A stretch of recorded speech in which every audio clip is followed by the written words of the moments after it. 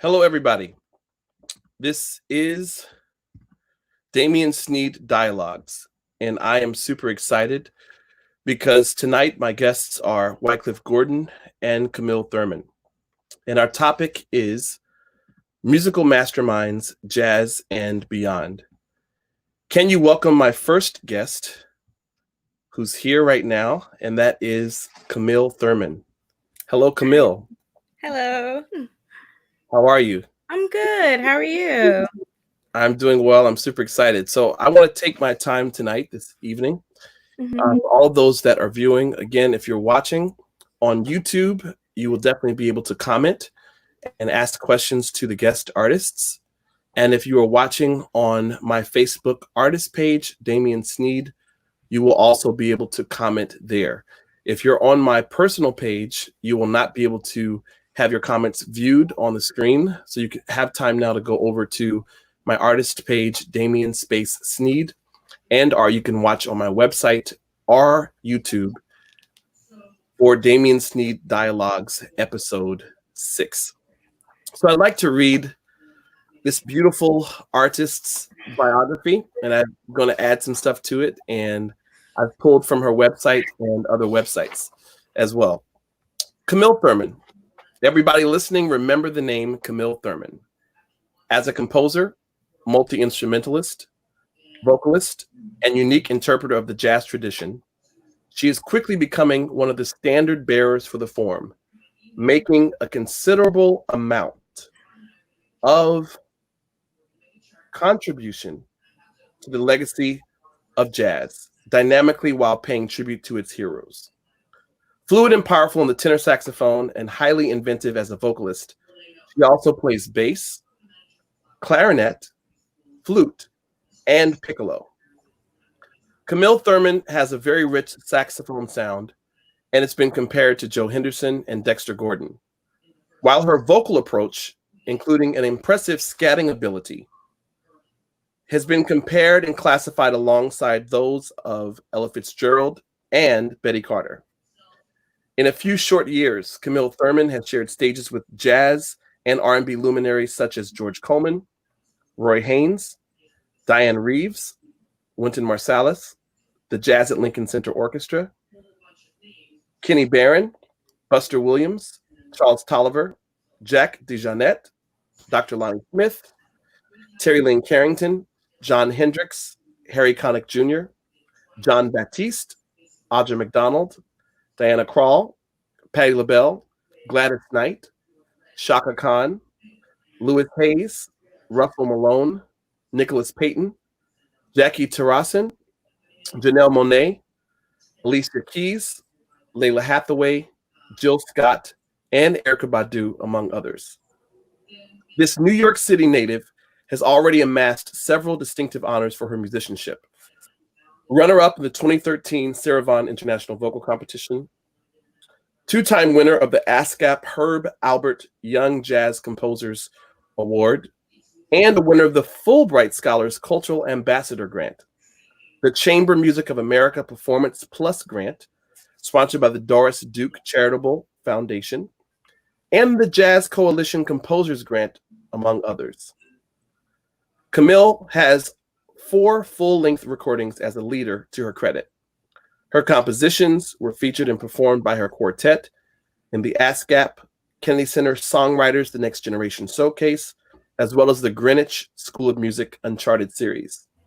Camille has appeared on BET's Black Girls Rock as a saxophonist and flautist in the All-Star Band, equally adept as a player and a singer and recognized for her compositional abilities as well.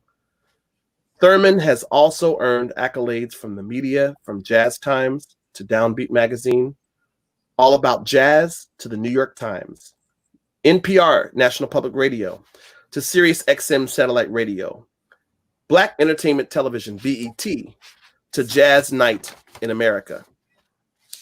Thurman tours internationally with the Jazz at Lincoln Center Orchestra, and she is the first female, the first woman in 30 years to tour and perform full-time 2 seasons consecutively as a saxophonist and vocalist with the world-renowned orchestra.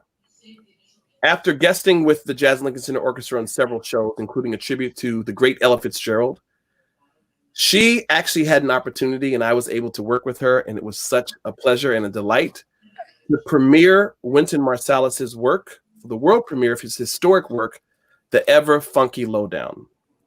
Thurman was invited to play tenor saxophone for the following seasons after that, and she's performed in over 4 continents.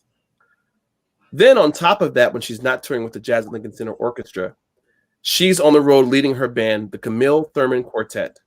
And she's also a featured artist with my very good friend who went to Manhattan School of Music with me, the Darrell Green Trio, where she has performed at the Kennedy Center, Alice Tilly Hall, and numerous respected international jazz festivals and venues.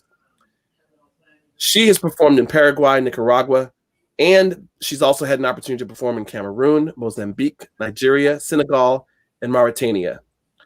She has endorsements, and what's very interesting to me, I took my time this evening to read her accolades because I'm super, super proud of her. I can't say that I've ever met anyone as humble and centered and focused as Camille. I want to say a little backstory before we get in this evening. I remember the church that I worship at and attend when I'm in town. There's several great musicians that play there, that attend there. And some of the musicians, since tonight we're speaking of musical masterminds, jazz and beyond, my friend Keon Harold, Grammy Award-winning trumpeter, who played all of the trumpet music, the sounds in the Miles Davis biopic with Don Cheadle. He also is featured on several of my recordings. Keon Harold was there, and then also the Revive Orchestra, the Revive Band, Igmar Thomas was there. So one Sunday, I was there, and I remember seeing the horns on a different side. Horns meaning the saxophone, the trumpet players, the trombonists, along with the guitar, the Hammond organ, the keyboard, and the drums. And I saw a young lady playing saxophone, and I heard her play, and I said, wow. And then one of the members of the church who's in the music department said, oh, she's really amazing. I remember speaking to her, and she gave me a very genuine smile. So I just put that in the back of my memory, but I remember her because that particular Sunday, Igmar Thomas was standing beside her, and they were going over some of the charts. So I remember when my mentor and big brother, Wynton Marsalis, called me to come into Jazz at Lincoln Center to be vocal coach for the world premiere of his new work, which featured Jasmia Horn, also Breonna Taylor. Sorry, Breonna. As you can see, I'm very steeped as a tea bag in hot water with everything that's going on in our country and our nation. And I intentionally did say Breonna Taylor's name because we do need to make sure that the appropriate justice is done concerning her killing, which was absolutely unnecessary. Yeah. But it was Breonna Thomas and also the great Camille Thurman. So I must say, I was there. We rehearsed in Wynton's personal artist suite at Jazz at Lincoln Center. All I saw was the smile. We rehearsed in a room multiple days, rehearsing with the big band, with the Jazz at Lincoln Center Orchestra. And then the final rehearsal day on stage, I remember speaking with the vocalists and speaking with Wynton and standing by the rhythm section by my friends Dan Nimmer on piano and Carlos Enriquez on upright bass. And then, we were talking and people were sharing information, and I already have Breonna's number, Breonna Thomas, because we've worked together for a number of years. And Jasmia Horn opened up for one of my performances at Central Park. And, we were talking and I exchanged my new information with Jasmia Horn. And then Camille said, okay, let's stay in touch. And then she looked at me with the same smile and she said, do you remember me? And I said, you look very familiar. And she just kept looking. I said, wait a minute, I've seen you before, maybe at a church. And to know and think that this was the very same quiet person cloaked with humility that I saw at the church in the Bronx, Greater Faith Temple, also known as the Cathedral of Great Faith or Greater Faith, that she was the same person now sitting and standing on the stage at Jazz at Lincoln Center. And I was totally blown away because she never said, oh, this is, the same person She waited probably 2 or 3 days just to remind me. And then I found out that she performs a lot with my good friend Daryl Green, and we found out we had so many more connections.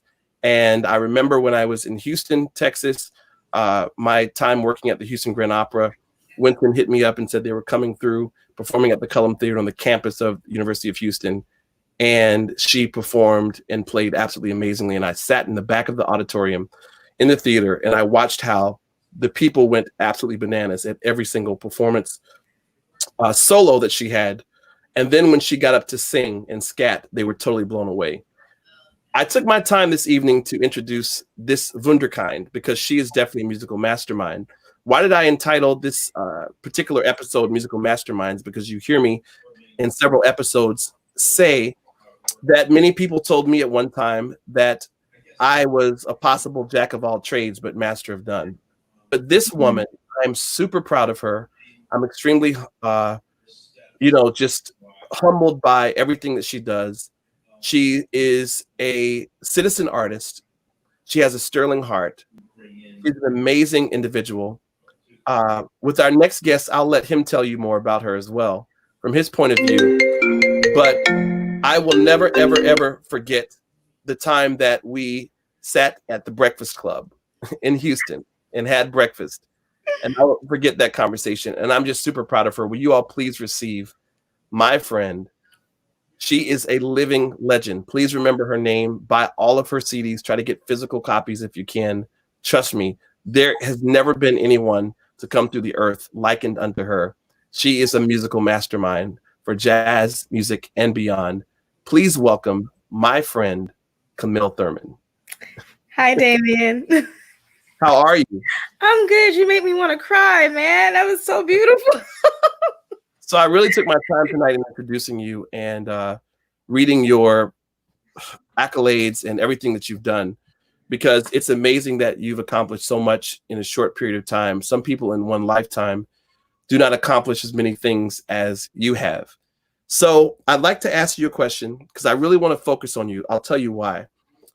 This is re-rehearsing this for people who tune in every week, but hopefully by now the didactic way that I'm moderating will help you to remember these things that I'm mentioning. For example, in 1619, African Americans were first brought here, but they were brought as Africans to Point Comfort, Virginia, on slave ships over the Middle Passage. And 2019, last year, actually I celebrated, it commemorated 400 years that our people, that's 10 generations, if you consider a generation to be 40 years, had to be brought here through slavery, through very difficult times and circumstances.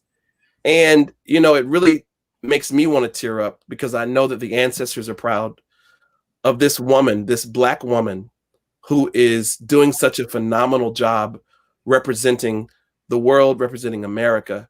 What's interesting, I know I was featured for BET Future 40, but she was one of the first people. If you go to BET's website, you'll see that they have her there as the placeholder for one of the Future 40 African Americans that are really excelling in culture. So then last year, from 1920 or 1919 to 2019, firstly, it was a time to celebrate women's suffrage, women receiving their right to vote. And then this year, 2020, that's 100 years. And this year is 100 years of the Harlem Renaissance. So I'm so honored to have someone. You are the epitome and the quintessential example of everything that our ancestors stood for and everything that they wanted for their offspring and for the generations to come. Biblically, a generation is 40 years. Some people say it's 30, but in the Bible, a generation is 40 years. So I said that because a lot of your roots were in the church. But can you just tell me, before you go into that, because we'll save that with our other guest who's coming in just a few seconds, can you tell me about how you started, how you got here, how you got into this career? Sure. It's funny you say that because I remember when I was 8 years old, my mom, she had me in the church since I was born. I was literally born into the church. And I never forget, my mother, she used to sing on the praise team, and she one Wednesday night dragged me, and I had my homework, and I was bored because I finished my homework. And the praise team, they would pray first, and then they would rehearse. And I'll never forget that one rehearsal was very special because out of the blue, they all just surrounded me and pulled me aside and they dragged me to the altar. Well, not dragged me, but they pulled me to the altar, and they started praying on me. And of course, when you're 8 years old, you're just kind of like, okay, what's going on? And I'll never forget, there was a woman who was on the team who prophesied over my life. And I didn't know the impact of it. And until this day, I don't remember specifically, but I remember what she said as far as the heart of what she said. And it's crazy to think that 25 years later, she was absolutely right. And everything that she said, as far as musically speaking, I'm doing it. And I had no clue at 8 years old that I was going to be doing it. So that was my introduction to this music. My mother, she led a choir, the children's choir, and she would have me underneath her all the time, standing there, and I would learn the parts. I used to sit and watch the organist. I didn't know what he was doing, but I could hear what he was doing, even though I didn't know what theoretically it was. So I think God always had an intention for me to be into the music. I mean, of course, there was a time where I didn't think I was going to do it. I went to LaGuardia High School, and at that time, I actually thought about quitting. My first 2 years was wonderful. I had a great educator named Bob Stewart. And then my junior and senior year, I had a really hard time dealing with sexism. There was only a few of us girls in the band, and some of the guys made it very clear that they did not want us, and made it clear that we couldn't play, even though we were trying to play and we knew we could play. And we didn't have much support at the time from the administration. And there was a point where I really did consider quitting. And I did, actually, for about a year. And it's amazing to see how God brought me back into the music. Even though I was 400 miles away in Binghamton University, he found a way to hook me up with Michael Carbone and Tia Fuller, and the rest was history. They turned me around and said, look, this is your purpose. This is what you need to be doing. And I haven't looked back ever since. That is absolutely amazing.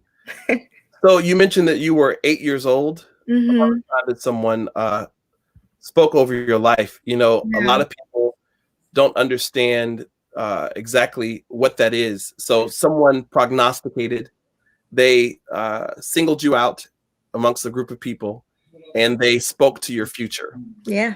And for people that may even be Native American, and for people that are from African traditions, that's something that's very deep-rooted in our culture, where certain people, even if they don't wear the term that they are a prophet, so to speak, they could be an oracle, or they could be someone who is a seer or a dreamer. It's very, very natural in our culture. We have relatives that dream or get visions. They don't have to wear a turban or, wear a collar, so to speak. But a lot of times also in my life, I've had many people speak over my life or tell me what's coming in the future. And it's very interesting that you say that, because looking at someone as successful as yourself, you mentioned something that we as creatives and savants deal with and go through often. And that is sometimes we are discouraged. Yeah. Now, you said when you were at LaGuardia, now that is the fame school. There was a television show years ago that Debbie Allen was on, and she used to also, I believe, write for, direct for. Debbie Allen, the sister of Felicia Rashad. And that school is the LaGuardia School of the Performing Arts. It's located behind Lincoln Center, actually behind the library there, the Performing Arts Library and the Metropolitan Opera. So you in high school were like many other students that are watching now, many other young people, jazz musicians. So you said it was difficult. Can you talk a little bit about that difficulty? Because you mentioned something very important when you think about the polity that we deal with here in America, and particularly in jazz music, because you're a forerunner and you are a catalyst and you are a first. You mentioned sexism. Can you take a little time? Sure. And we're bringing our other guests on, but could you take a little time to talk about what that experience was then at LaGuardia, and if you still encounter sexism even now, having a platform. Sure. Well, I was fortunate to be able to get into this great school. It was a performing arts high school where we got to perform 3 hours out of the day for our schoolwork. So it was great. But the difficulty that we had, there was about, I guess you would say, about 30 students, and there was only 4 girls in the classroom. And in this particular class, we had 7 saxophones. So normally in a big band situation, you have 5 chairs for the saxophone section, and we had to rotate. And unfortunately, we had made a transition with our teacher, and we got a new teacher who wasn't aware of the dynamic. He was aware, but he wasn't aware of how to deal with the dynamic, and a lot of things just got let go. So when it came time to deciding for music, when it came time to putting together the sections for music, 2 of the guys in the section made it clear, no, I'm going to play these parts and you're going to sit and watch for the rest of the entire period. And we try to go to administration and say, hey, you know, we're in this class too. We want to have an equal opportunity to be able to learn this music. And if they're going to learn parts, somebody from the administration or the teacher should say, hey, this is your part, this is your part, this is your part, not here, get the scraps. And it was really difficult because there were times where they would tell us in our face something, and it wasn't all of them, it was a few of them. And they would just say, hey, you suck, you shouldn't be here. Or I'll never forget, I got into All City High School band, which is basically a band that picks from all the 5 boroughs the best students. And I got in. And I'll never forget the first rehearsal. There was 2 guys that came up to me in my face and they were like, so-and-so should have got this chair. You shouldn't have got this chair. You suck. And to hear that as a 15, 16-year-old girl, and you look around and you don't see anybody else that looks like you, it's difficult. I didn't know any other women saxophonists at the time that existed and I didn't meet one in person until I got to college and I was 22. So when you're 14, 15, 16 years old, you're dealing with trying to build your confidence. You're trying to deal with self-esteem. You're trying to also find and figure out who you are. And on top of that, you're looking around and you see, okay, I got this instrument that I see other people play, but I don't see people that look like me playing. It can be kind of intimidating. And it was very difficult. There were times where we had an improvisation class, and if the girls would try to take a solo, they would literally flat out laugh in our face. And you kind of develop this feeling of, well, I don't want to make a mistake, or I'm scared to make a mistake, because you feel like you have to step up to the plate and always be 10 times as good, 10 times as, the best in your situation as much as you can. And there was a lot of pressure.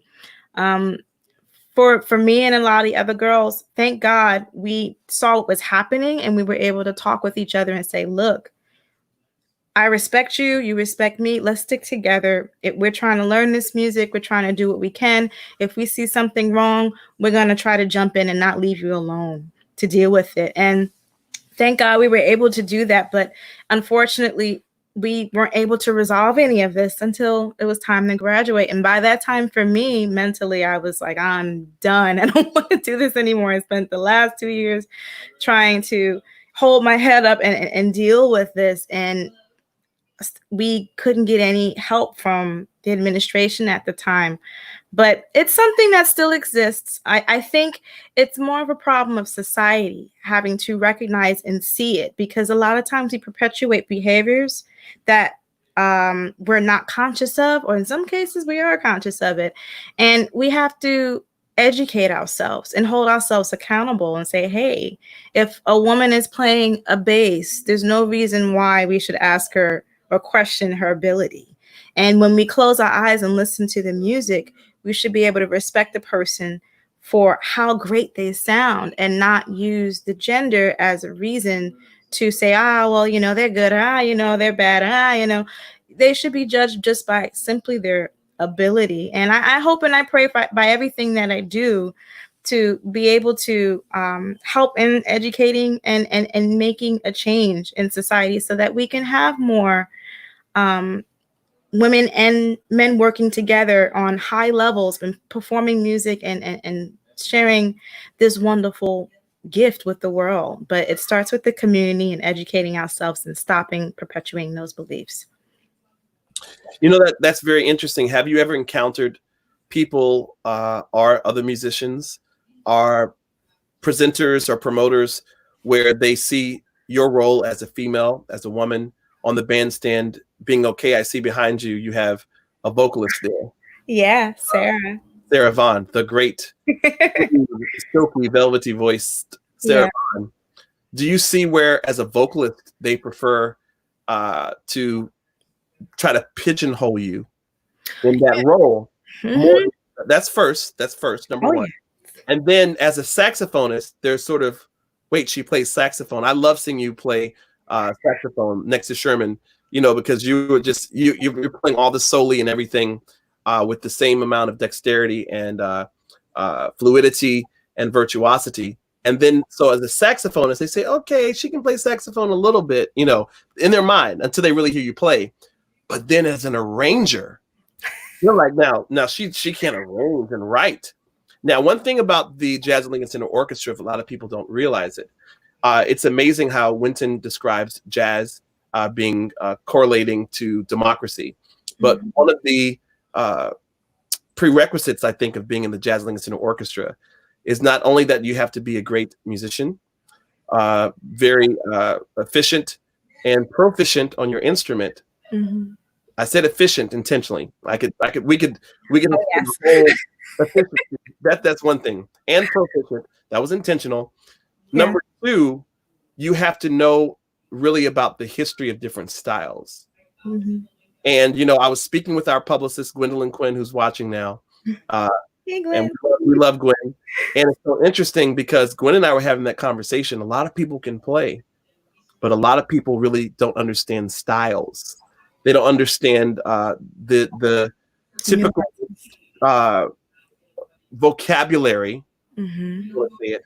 the articulation of certain time periods. And that's one thing that is required. But also, everybody in the Jazz at Lincoln Center Orchestra, Wynton is so gracious to share his platform and allow each person to be featured where they write, they get a chance to perform, but they write something for their peers in the orchestra. So, I mean, I'm saying all a lot. I'm giving backstory, but, you know, I'd like for you to just talk just a little bit about that. Can you talk about how people may feel that you should stick to being a vocalist? Because they're used to, you know, Diane. Well, I'm going to say Diane Reeves. Let's go way, way back, you know, to Ella Fitzgerald and Sarah Vaughan, you know, and people like that. Even a Rosemary Clooney, if you want to go there, you know, great vocalist. Joe Stafford. They expect a female to be in that posture or position on the bandstand, but to have you playing saxophone, but then as an arranger, can you talk about, is that something that you felt where people are more comfortable putting you in a box and pigeonholing you? Well, you know, it's funny you say that because I remember as a child when I was 15, 16, I would carry my instrument on the subway and people would be like, can you really play that? You can't play that. Take out your horn. Let me see you play.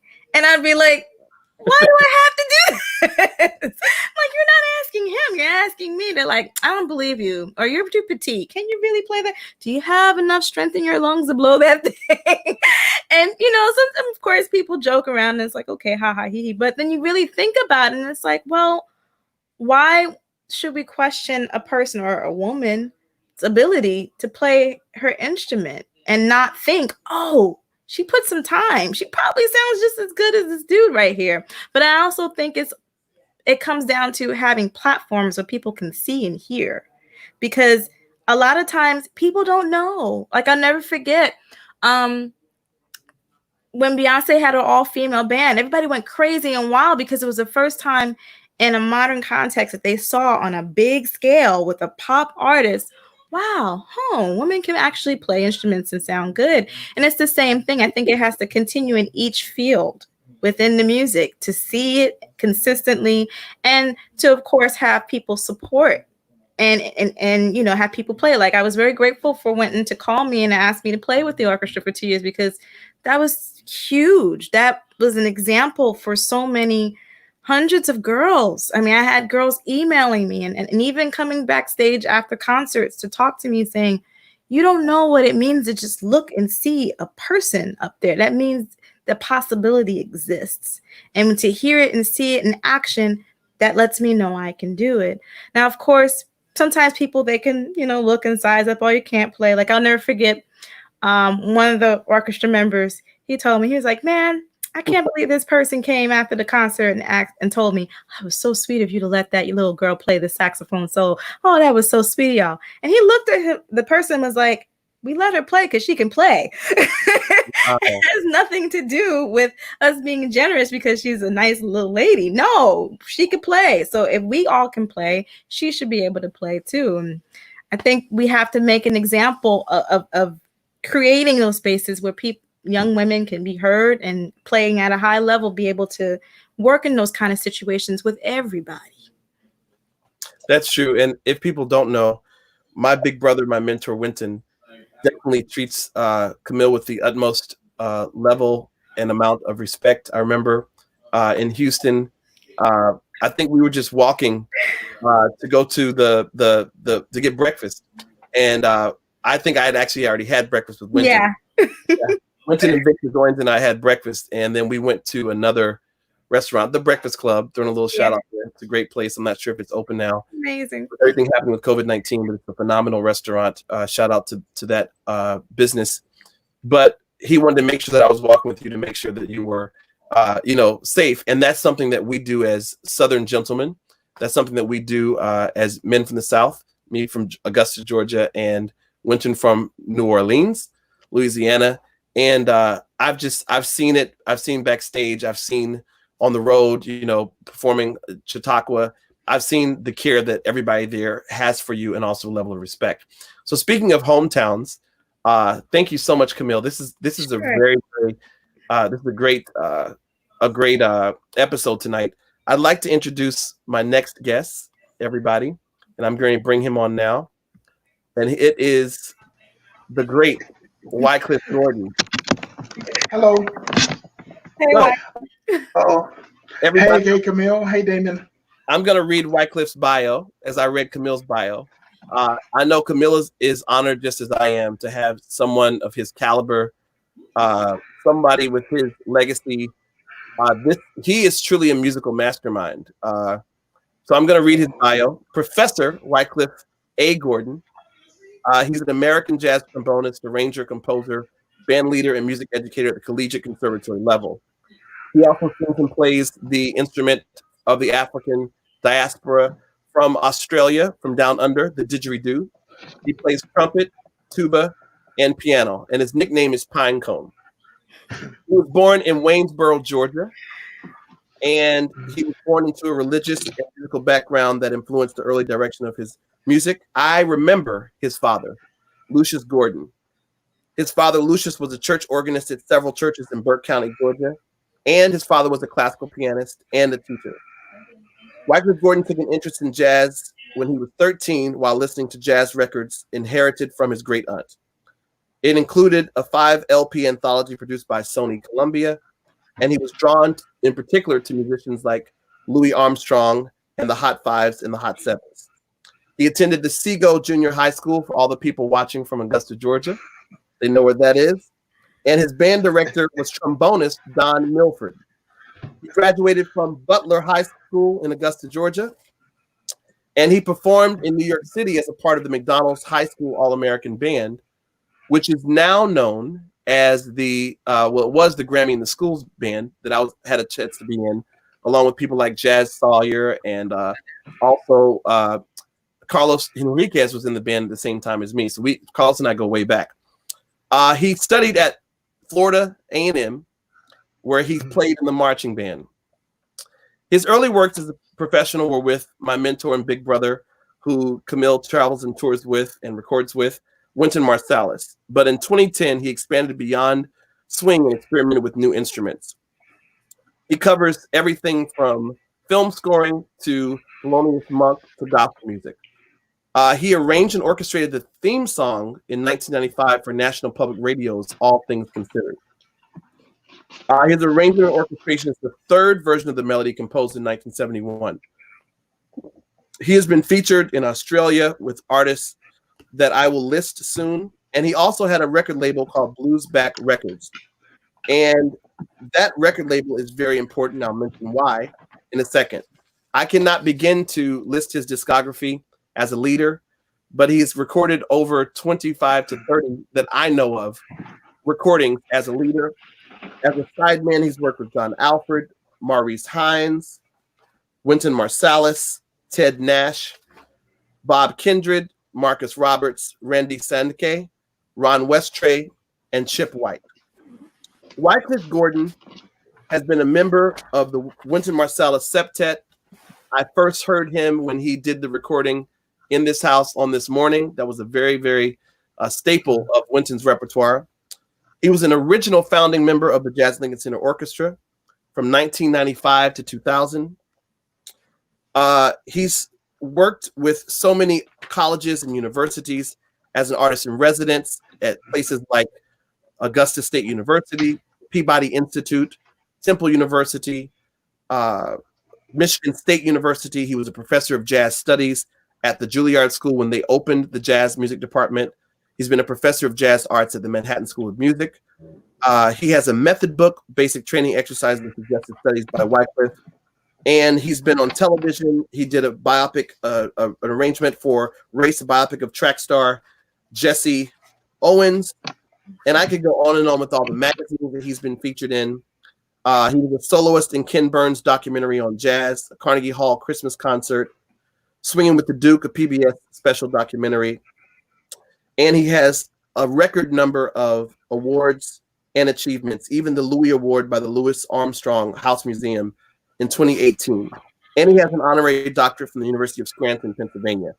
So let me take a moment to just tell you all this about Wycliffe. So it's very interesting that Wikipedia cites Wycliffe Gordon by mentioning that he was born in Waynesboro.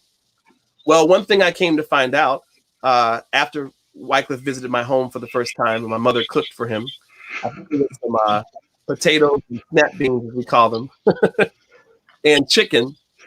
Wycliffe saw a photo of my father's aunt, Rose Hunter, and come to find out that that woman is the one that paid for my father, James Sneed, to go to college. And she also happened to be Wycliffe's second grade teacher. So something else that Wikipedia mentioned, they mentioned his father, Lucius Gordon. I remember his father. But Wycliffe, like me and like Camille, he grew up in church. And I have to definitely say, Wycliffe, I see his sister, I'll put it up again, Tanya. I went to Davidson Fine Arts School with his little sister, Tanya. But Wycliffe is definitely my big brother. I have to say this very quickly before I have him say something. This man has shaped my life, my career. As I get older, I become more comfortable as an artist and as a man being in touch with my emotions. And I'm very verklempt and in a place where I really could shed tears because there would be no Damien Sneed as we know it if there was not Wycliffe Gordon. Growing up in Augusta, I didn't feel like I always had an opportunity to go to schools like LaGuardia School of Performing Arts. I remember my parents called Walter Turnbull and asked him could I audition for the Boys Choir of Harlem, never knowing that I'd have a chance to be the last accompanist for the Boys Choir of Harlem under Walter Turnbull's reign there.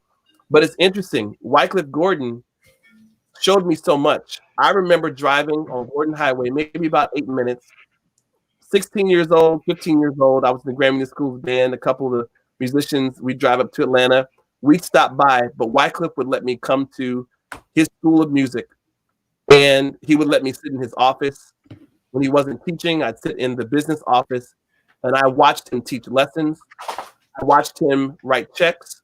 I watched him balance his books, do accounting. I watched him greet people. I watched him open the center up for community events. I saw Wynton and all the musicians from the Jazz Lincoln Orchestra come and play basketball. I saw them go to parties at my godparents' house, Dr. Eddie and Monique. And I began to learn what it takes to be a musical mastermind from watching this man. I watched him do so many things and wear so many hats, and he did it so gracefully. I never will forget. So I talked about Lucius Gordon, his father, teaching classical piano. He had a VHS video of Andre Watts, and I remember he let me borrow that video, and I watched Andre Watts play Liszt's Concert Etude Un Sospiro and La Campanella and Beethoven sonatas, and I watched that over and over, never knowing that maybe about 4 years later I would meet Andre Watts personally. But Wycliffe Gordon is the one that gave me the hope, and God used him to make me feel like I could get to New York because he was the closest thing to New York City. And I remember him letting me borrow that tape. And I remember my father, he said, Damien, I may be gone on, and he's gone now, he's passed. He said, but Wycliffe is a blessing from God to you. I remember when he came to Davidson and performed at our auditorium. And I remember I was in the Augusta Jazz Ensemble with Mike Catterjohn at Augusta State University, where now he's on faculty. And I remember sneaking off stage. I should have gotten in trouble to speak to him backstage. And he said, hey, man, here, take my number. And that's how we connected. Anybody that knows Wycliffe, he's not stuck up. He's not conceited, just like I said with Camille. He's extremely humble. He's very down to earth. He could be snooty if he wanted to. I've watched him give to the city of Augusta. He also has a sterling heart and is a citizen artist. Everything that I've done in Augusta, he's come to support it. He's allowed me to share platforms with him. My first time ever performing at Jazz Lincoln Center was through Wycliffe Gordon. A lot of people think it was from Winton. It was actually through Wycliffe with Topsy Chapman and Alvin Atkinson. And that was at in the Appel Room. It was called a different name back then. And Wycliffe is the first person that allowed me to play The Allen Room, play piano and sing. Wycliffe has always been in my corner, and as a big brother, his sister Karen will tell you, and I'm sure Tanya knows, and his other sister too, that he can push us sometimes. And he pushed me to record my first CD. I didn't want to. And not only did he push me to record Introspections, but he put it on Bluesback Records. And not only did he put it on Bluesback Records, he paid for it. He was the executive producer. So there would be no recordings if Wycliffe Gordon hadn't continued to get on me and say, you need to record. And then even after I did the recording, he was upset. He said, I didn't tell you to get all these guest artists. I told you to sing and you to record. So, I could go on and on. And I know tonight we started it differently, but it's so important to give people their flowers while they're alive. This man came to my parents' funeral. He's just come by the house when I'm at home. Almost every time I'm home. When Jesse Norman passed, he played at the funeral. He still came. He just comes by the house just to check on me, check on my Aunt Dot, who's watching there. He would check on my mother when my mother was suffering with dementia. Wycliffe has always been there, and I'm so glad that he's lived in New York City and in Augusta, Georgia, because he's always included me, from cruises to film scoring at NYU. Didn't matter what it was. He's always included me. He always remembers people. He reaches back and makes sure he includes people. To Veronica Lynch. I mean, I could name so many people. Chris Leslie. There's so many people in Augusta that he always includes. I've never met someone with such a large heart. I remember, and I'll shift and let him say something. While Tanya said, "Am I trying to jerk tears?" Yeah, I never forget when I went to the NAMM convention. Any musicians on here, instrumentalists, know what the NAMM convention is. They have it in California, usually in January, the winter edition. I was excited. I was beaming, because I was finally a Yamaha artist. And I remember going, now, most of the time in the convention space, they have like every instrument company you could think of. Zildjian cymbals, Hammond organ, pianos. They have like levels and floors. But Yamaha has their own building. I believe it's at the Hilton Hotel, the Marriott Hotel. And what's very interesting is I was going there to meet with the people from the Yamaha Corporate Artist Affairs Office. And I look up, and there were 3 artists up there: Alicia Keys, Elton John, and Wycliffe Gordon. And I was so proud and honored that I know someone that is as large as this man. I can't begin to tell you all. He's a family man. He pays people on time. He gives the people that work with me, they know I give them a check, and I seal the check and write thank you on the back and a smiley face before they had emojis. I got that from Wycliffe Gordon. He always pays people up front. I cannot begin to tell you how much I've learned from this man. I'm grateful to Wynton, who's given me phenomenal opportunities. But before there was the Wynton Marsalis, there was a Wycliffe Gordon in Damien's life. And this man single-handedly was the person that God used to allow me to realize that I could go outside of my home, outside of Augusta, and appreciate Augusta, and then be able to go all the way to New York City and around the world. So, brother, while we're living and while we're here, I want to say thank you. No, I'm serious. And no, thank you so much, because people are able to, you helped develop the artist in me, and you showed me how to be a businessman, and you've always been there. I can just call him, we can laugh, we can talk, I can get an opinion. He's been there. So the world, please know, this is one of the first people outside of my music teacher, Vivian Johnson, who's on here. She lives down the street from me. But this is the man that God really used as a big brother to usher me into the music industry at large. Before there were the Clark sisters, before Aretha Franklin, before Diana Ross, before Manhattan School of Music, before all this stuff, you know, I'm really grateful to Wycliffe Gordon. And Wycliffe, can everybody welcome Wycliffe now?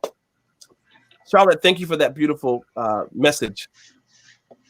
Yeah, thank God for Wycliffe. Now, Wycliffe, now did this on purpose like this. Camille, you don't realize this, but Wycliffe Gordon has been watching you for years, even to the point where Wycliffe has told his son, Cliff, about you. So, Wycliffe, can you just tell us a little bit about how you've watched Camille, or however you want to greet the people? Everybody, welcome Wycliffe Gordon. Well, I don't have anything to say. I'm at a loss for words, you know. And I really appreciate you saying that, all the things you said. Not about me and for me. It's just a good lesson to, you know, to give people their flowers while, you know, they're here, you know, while they can still smell them. Camille, wow. Yes, I remember ASCAP, and I was doing a competition one year, composers competition. And the way it works, you have three people sitting around the table, and I believe that year was myself, Jay Linhart, and not Cohen. And so 2 yeses mean that you automatically go in the pile. And, you know, a yes and a no meant that the third person had to listen. 2 no's, the third person didn't have to listen. So there were just 1 or 2. It was a couple of hundred CDs and recordings, and it's a composers competition. And so I think Jay had listened to the tape or not, and I was the second person to listen. So naturally it was a yes, but I was like, wait a minute.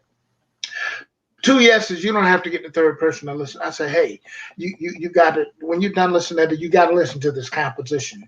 And it wasn't just a composition. Camille had written a composition and played so masterfully on her instrument. I was just like, and I said, man, wow. I think I met her before somewhere. I think Tia may have introduced us. I seen her at a gig. She'd come out to see Tia Fuller, another good friend of mine, ours, in the business. And I was like, this is just crazy. I mean, who's writing compositions like this and then playing and executing musically on their instrument that well? And that was just that's the first time I got a chance to meet her musically. You know, I'd seen her play on a gig or something before, but I was just completely knocked out. So my ears were just to the floor for the next time I could see her play. And the next time, I think I was out at some small club downtown.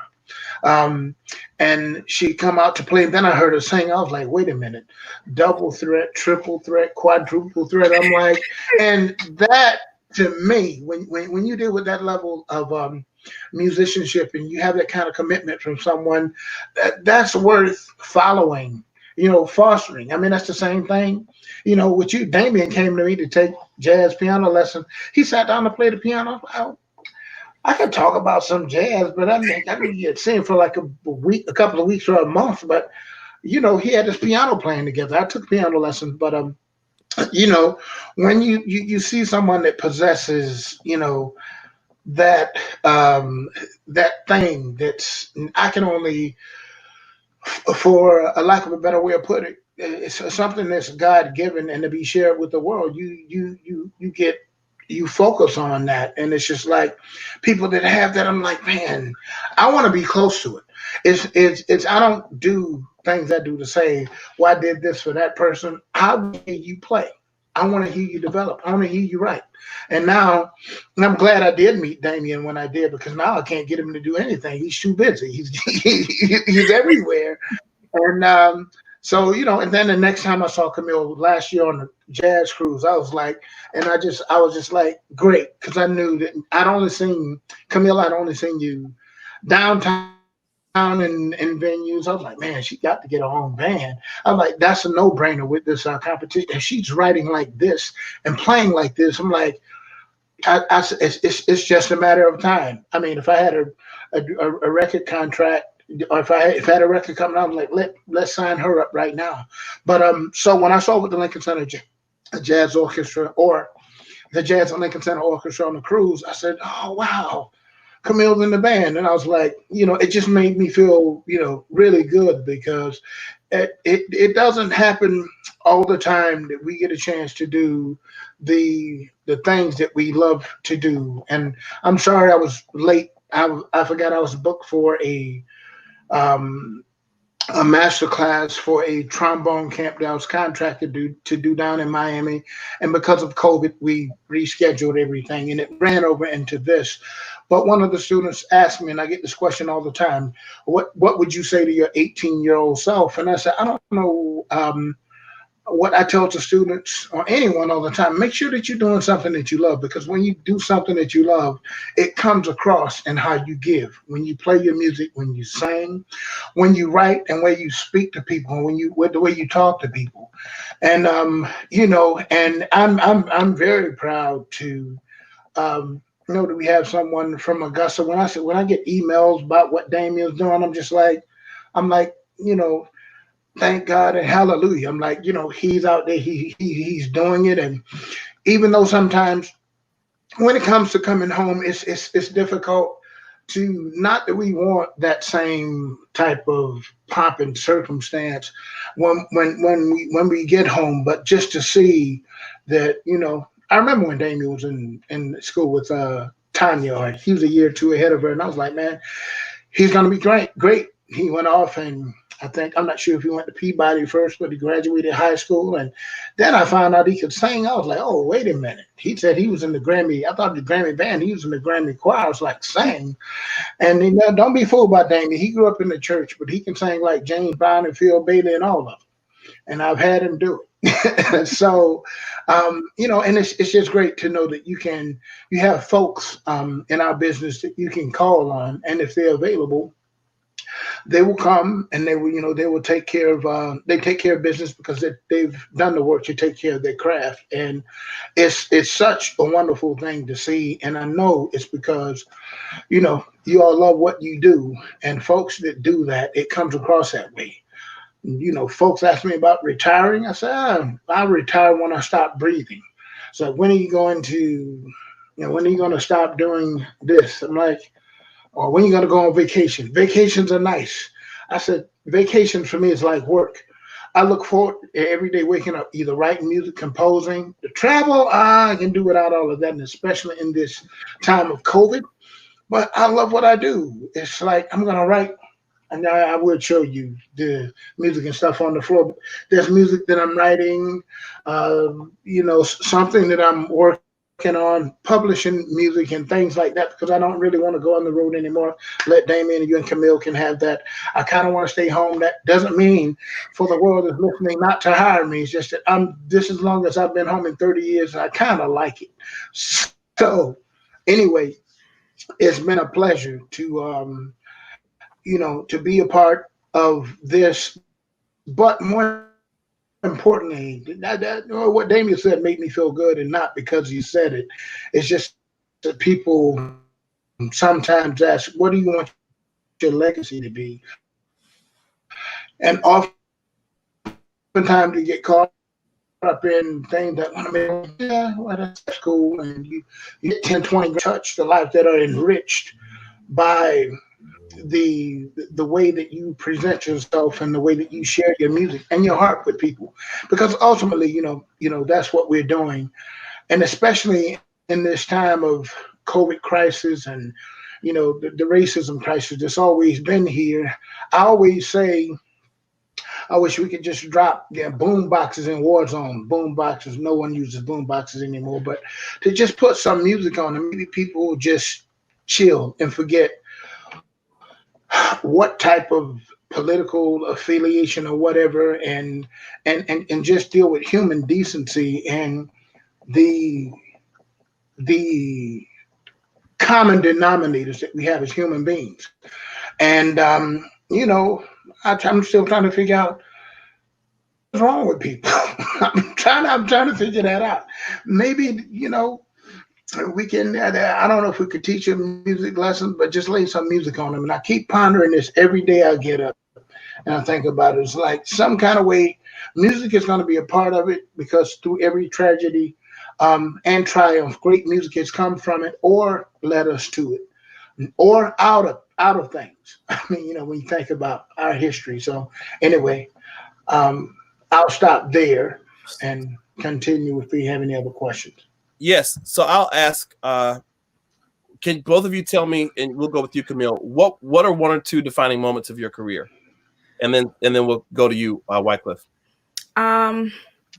I would say the first one was getting called to actually work with the Jazz Lincoln Center Orchestra. The first time was to do an Ella Fitzgerald tribute celebrating her centennial. And, I grew up watching and studying Ella Fitzgerald, and to be able to be asked and honor her and sing was just a dream, because you grow up studying these people and then you finally get the opportunity to fill in that person's shoes and show what you learned from studying from them. And that was one moment. The second moment I would say was traveling to Africa with my band with American Music Abroad. That was such an eye-opening, incredible experience, seeing our people, hearing our music, and going to the different parts of Africa and hearing the differences in the music and seeing Africa. I mean, that was the first time I'd ever been there, and everything that you would take in just from seeing it, from hearing the sounds, from the smells of the food. It was just incredible. I mean, for me, I didn't want to leave. I wanted to stay another month. But I would say those were my two highlights. Definitely. Wycliffe, you've done so much. Well, that's difficult. I'll just pull two out of the air. A few years ago, I got when Camille says something about Ella Fitzgerald, I received the Louis Award from the Louis Armstrong House. And I grew up, Louis Armstrong recording was what kind of brought me into jazz. Like I said, my dad played classical music, and I heard gospel music all of my life. So that's in my sound, it's in my being. But Louis Armstrong was recording of Louis Armstrong, it's called Keyhole Blues, was something that just got me hooked when I was 13 or 14. And, I didn't know, because my friends that played in the band, we all liked jazz, but it was like Chuck Mangione and that kind of thing. And probably the start to smooth jazz. I like that too. But they said, well, we like jazz, but Cliff likes that deep jazz. I said, okay, I like that deep jazz. But anyway, getting that award meant a lot to me, because Louis Armstrong has been, if I had to pick one musician that I had to say was a great influence as a musician, but then as I became, older and more of a man, a humanitarian, to learn that, Duke Ellington paid him the greatest compliment. He said, Louis Armstrong came from nothing, gained everything in the world, the riches of the world, and he never hurt anybody along the way. And to know that when he made a lot of money, he didn't want to move away from his people. It was hard enough for his wife to get him to move into a house and out of a hotel off the road. But he wanted to stay around the people in the neighborhood, the barbershop, the little kids. He called them his ice cream eaters, and it didn't matter how high he went, his feet were still on the ground. So to get that award meant a lot to me. And, there were times traveling with Wynton's band, but I'd say of most memorable moments doing stuff in Augusta. I don't do it that much anymore. You see me write checks, and sometimes I'd be crying before you come in there. So I don't. So that tears don't get on the signature. I'm like, oh man, wow. But I I love that. I think when I first opened the school back in 1995, I had these big dreams of, I'm from Waynesboro, grew up in Augusta, and and I don't think that I made it, but I'm like, I want to create a place, have a place where our kids here they can go and dance with Alvinita. We had folks, like Perry. I can't think of her last name now, but she was in school with you guys. They went to dance with dance companies and to go to play music, and I wanted them to see that it's okay to dream and to go after your dream, because sometimes I hear parents and folks that say, well, yeah, he loves music, but I want him to get a real job, or I want him to do something where he or she can support themselves. Mm-hmm. And I'm just reminded of a parent that told me once and picked me up from the airport, my son practices all the time. I said, oh yeah, he's a senior. Yeah, he's going into 12th grade. And I said, he's going to go to college and study music. He said, yeah, he wants to, but I really want him to do something else. And I said, well, I would never tell anyone what to do with their kids. I can hardly do what I want to do with mine. But I said, didn't you just say that he loves that more than anything? And she said, yes. I said, well, why would you want to do anything other than that? I said, I don't know how it's going to happen, because I'm sure you all get this question a lot. What is, how do you make it? It's like, you prepare. I don't know how I made it, but I'm living the life that I want to live. I'm a musician. I make a living playing music, teaching music, traveling. And I'm like, but it was what I love to do. And that's why I'll never stop. I'll stop when my breathing stops. So anyway. I'm laughing at two things. Somebody, Perry McCrae, Fox. Yeah, thank you, Tanya. Perry McCrae, yes. Faith, yeah, Faith is a phenomenal jazz vocalist as well, from Houston, and yes. Also went to Howard University. I'm laughing at two things. Number one, you said you cry every time you have to write checks. I know how that is. And the second thing that I'm laughing at is my mother and father asked you to come over to my house and talk to them about whether I was going to go into music. And that's what my mother said to you. I don't know. Yeah. Because that's one thing. My mother, my parents, they poured a lot into me, and they wanted me to have the best, from starting with my first music teacher, who's on here now, Vivian Johnson, to Lydia Pearl Milham, who's there in Augusta now. I know she's been suffering with Alzheimer's, advanced Alzheimer's. And, my parents loved me, but they really, really wanted to make sure that I was doing well. And so that's why they asked you to come over. But, my next question to you and Camille is, how important is it to build, develop, and nurture relationships in the music industry as one is moving up the ladder, so to speak? Because I remember, Wycliffe, you actually introduced me to Wynton. Ed Gordon was there, and before he died. And this was actually the Wynton Marsalis Septet, I believe. I think you all were either performing in this house on this morning, or it was when you all came back to Augusta with Garth Fagan, the dance company. You introduced me to Wynton, and then when I was at Howard, I started driving up, to meet Wynton and just go by his place. Then he was living in a penthouse on top of Juilliard. But Camille, Wycliffe, the people that are watching, especially younger people, how important has it been for you all to forge relationships and develop relationships in this music industry? And have you seen those relationships come back around? Somebody may be a student when you first meet them, and then you go to a performing arts center and they say, hello, Mr. Gordon. Hello, Ms. Thurman. I booked you to come here. You never know. Or they may be the person inviting you to a yacht. I've been around. My first time going around millionaires was with Wycliffe Gordon. He took me to some big homes. No, really. And same thing for you, Camilla. I'm sure you've seen people in the industry that at one time people may have thought of them as a peon, or just someone sitting in a church service in the back. And then the next thing you know, they're like, oh yeah, I just hear Beyonce wants you to do this, or you just never know who the person is. So how important is that to you all? It's very important. It humbles you, because this business, and I don't want to say business, but yeah, it's a business. This business is very small and very connected. And you never know that person that might be the one that's selling them CDs might be the person that's going to be booking you 10, 15 years later down the road. Or that student that you once worked with might be that manager that's running that big artist company that is looking out for you and putting your name and your feelers out there. So it's really critical to make sure you keep in touch with your circle. I mean, we all need each other, especially now with this pandemic. The whole performing arts community has been affected, and you really get to see that circle because we're all keeping each other working. We're all keeping each other in the loop, pushing the music and keeping it forward. So don't burn no bridges, babies. They come back to haunt you.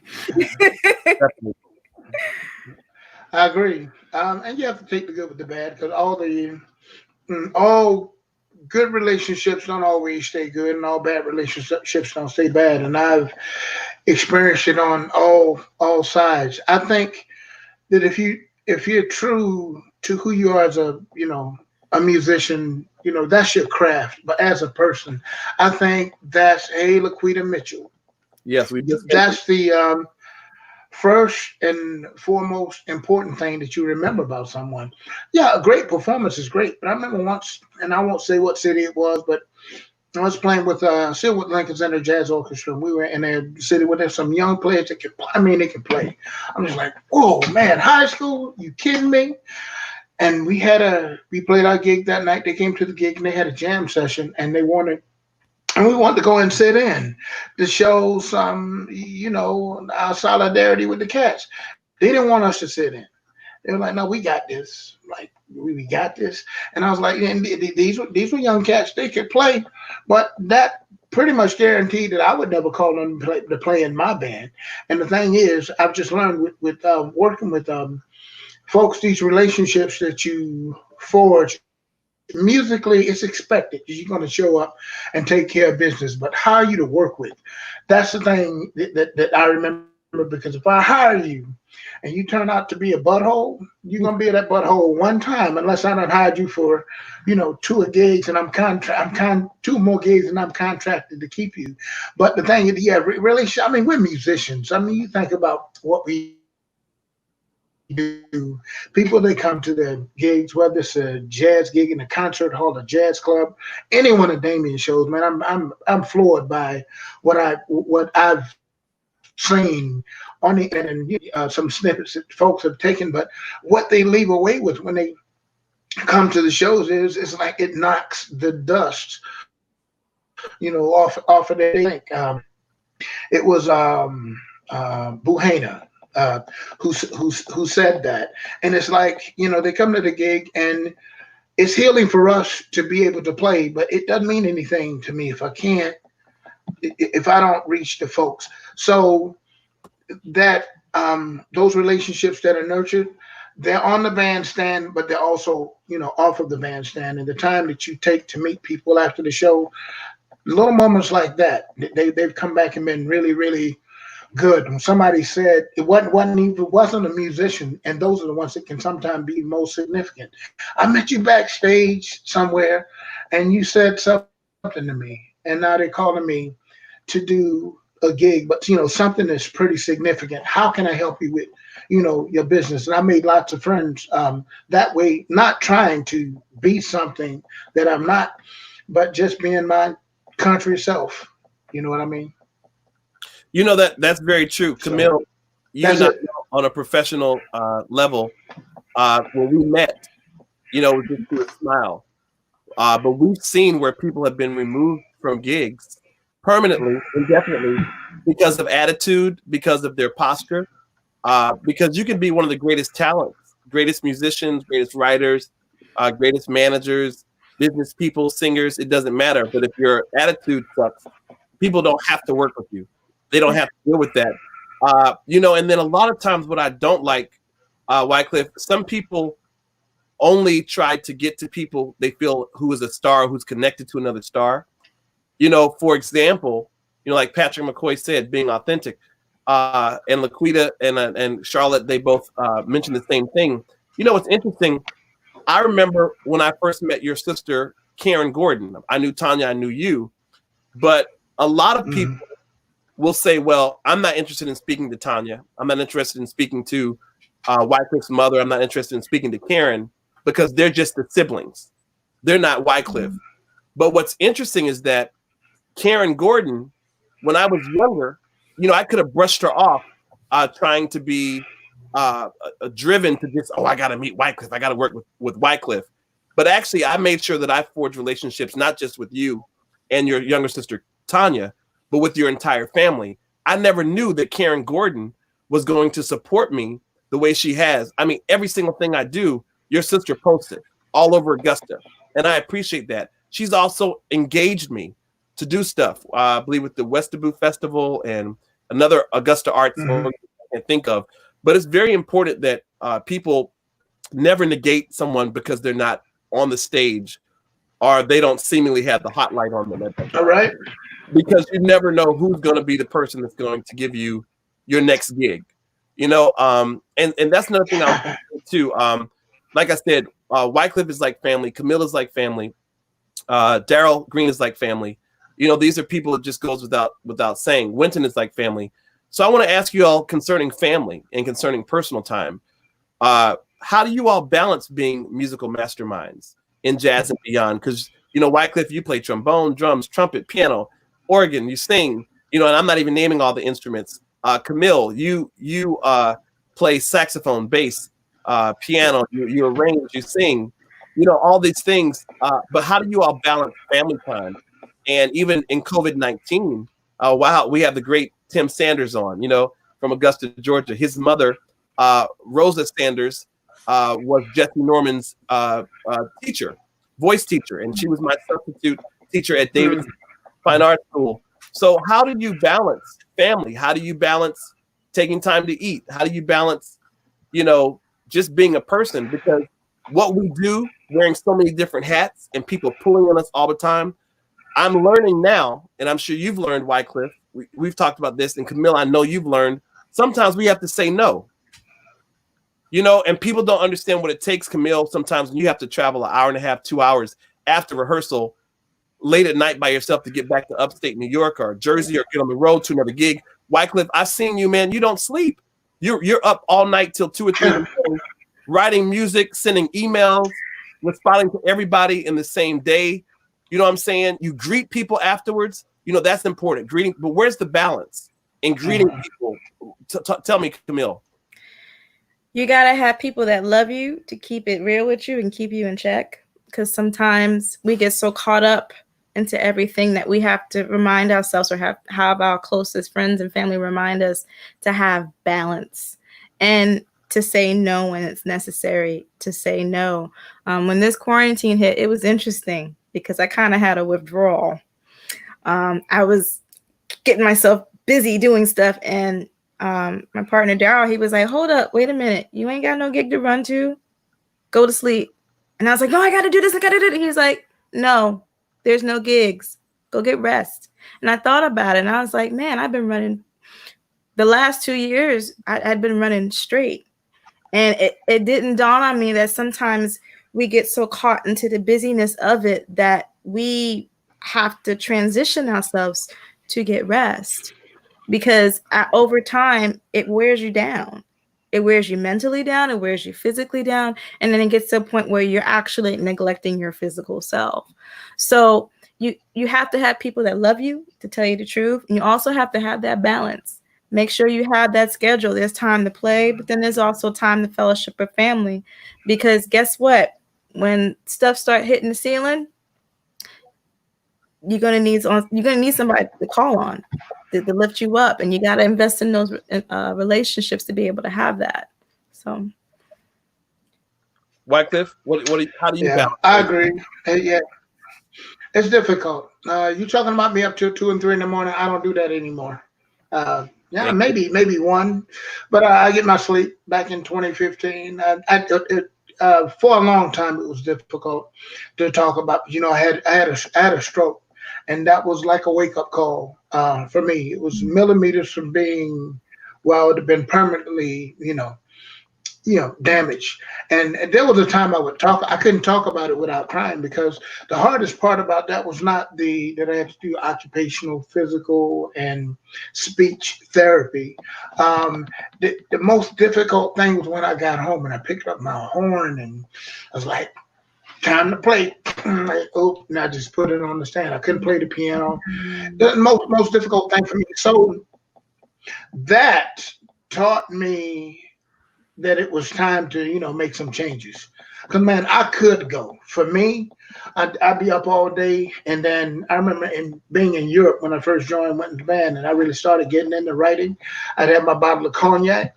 I had either my pipe or cigar and my music paper. So after the gig was over, I sit up and I write music till 6 o'clock in the morning. I go eat breakfast and, go to the gym, get a couple hours of sleep, and then do the same thing. I don't do that anymore. After that, I started taking very seriously, my health. I mean, I still eat bacon and fat back every now and then, but but a little more in context. But I don't, when I get tired, I go to sleep. I don't have a problem saying no. Now, I was teaching at Manhattan School, and I remember the day I called Justin DeShow. I say, hey, JD, I made up my mind. I said, I've written my letter of resignation, and it was time for me to get out of New York. I left New York in 2015.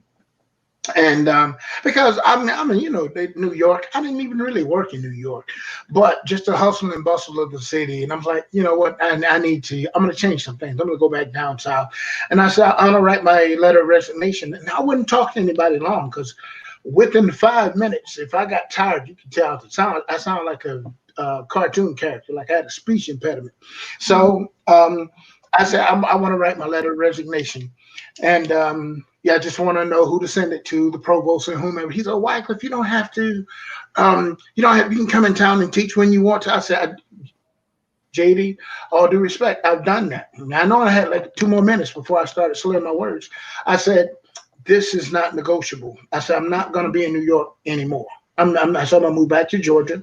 I'll still come to New York and work. And it wasn't New York, but I just wanted to make a change, a shift. And I had to make that shift. So I could stay up and work. But when I get tired, I go to bed. I have music.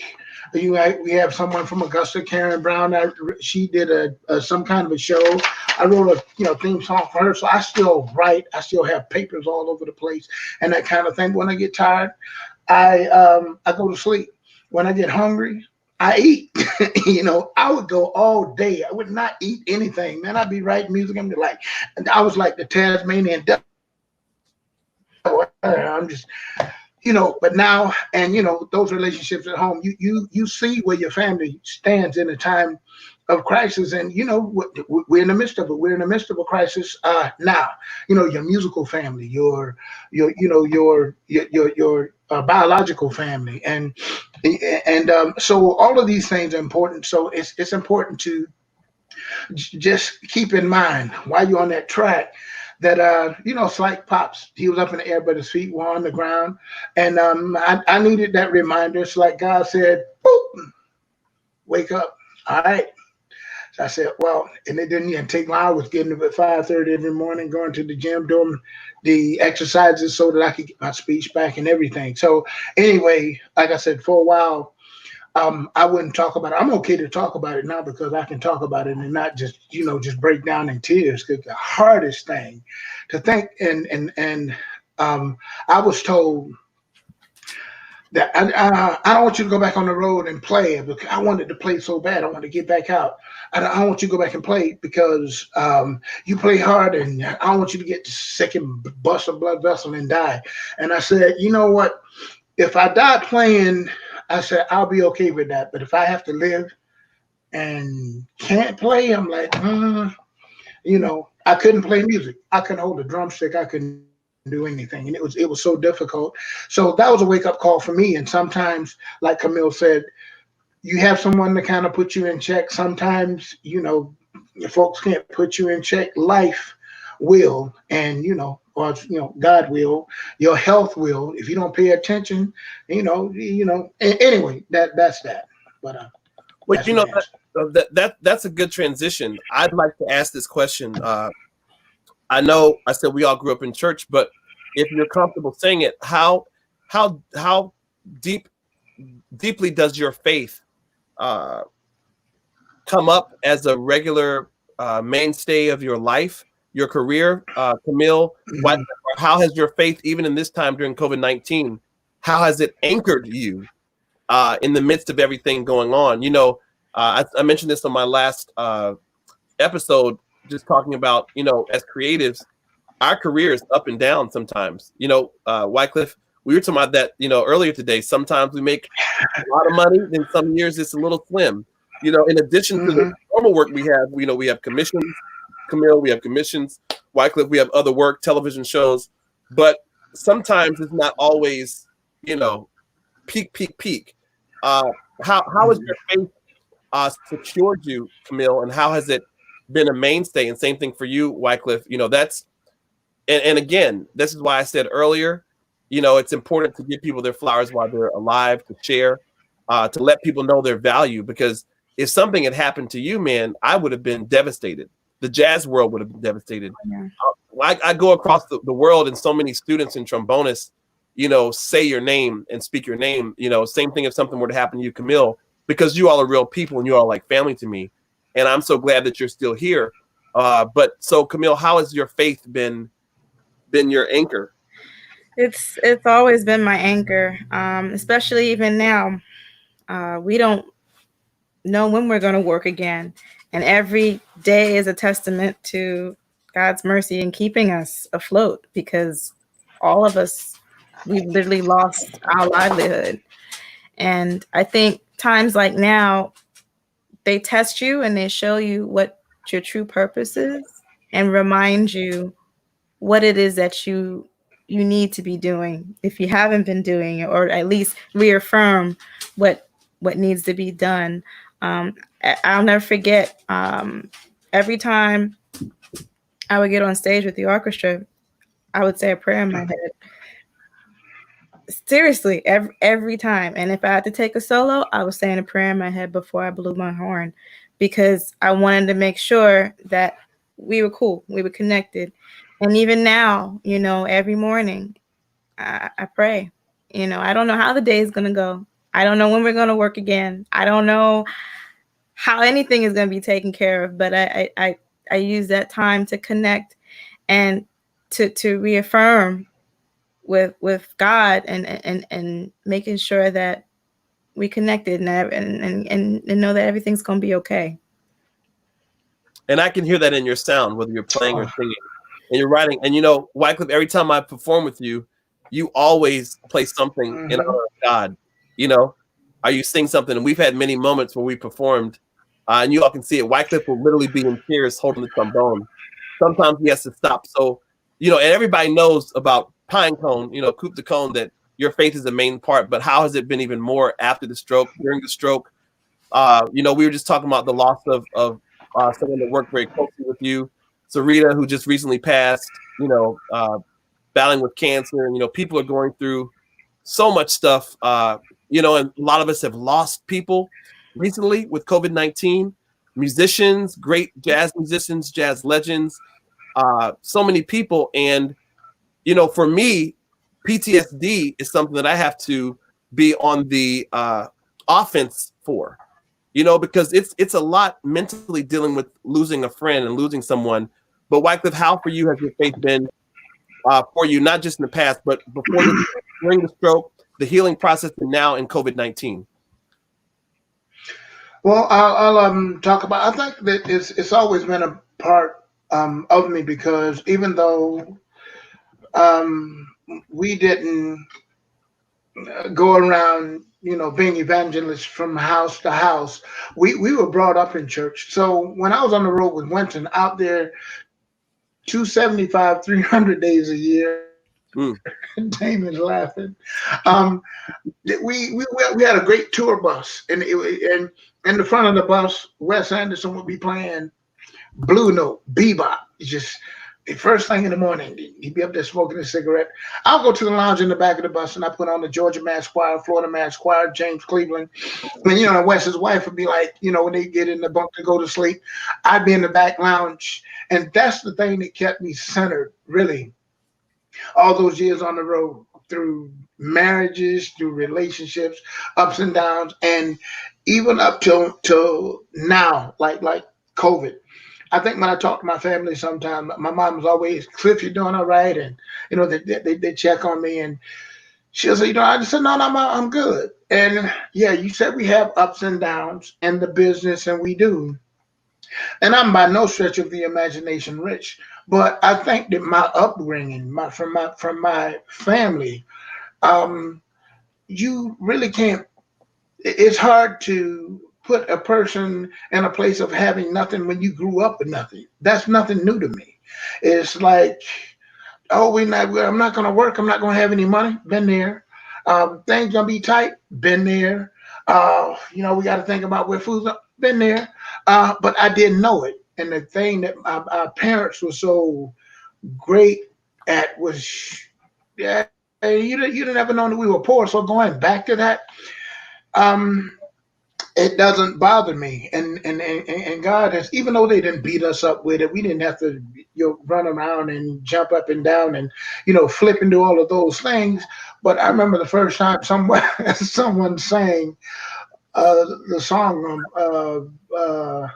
He Looked Beyond My Fault. And I was a teenager in church trying to be cool. You know, you're not supposed to be crying. You're a boy. You don't be crying in church. I'm sitting in there. I was like, the guy Henry Johnson was singing it. It was one of the first songs I learned when I could play an octave and a half for my horn. And he's saying, I'm in there crying, and I couldn't stop. And there are moments now, I'm glad that I don't. Like when we played Jesse Norman's funeral. Yeah. I don't even I recall the song that I was playing, but I was thinking about Jessie when she would come to the gigs and, you know, what just to support. And I'm like, that. So, you know, and I knew that her faith was strong. So for me, it's always been there. I think I walk in it. I don't go to church every Sunday, hadn't been in a long time. But the roots that were planted and us, yeah, that was Henry Johnson at Broadway Baptist Church saying that. And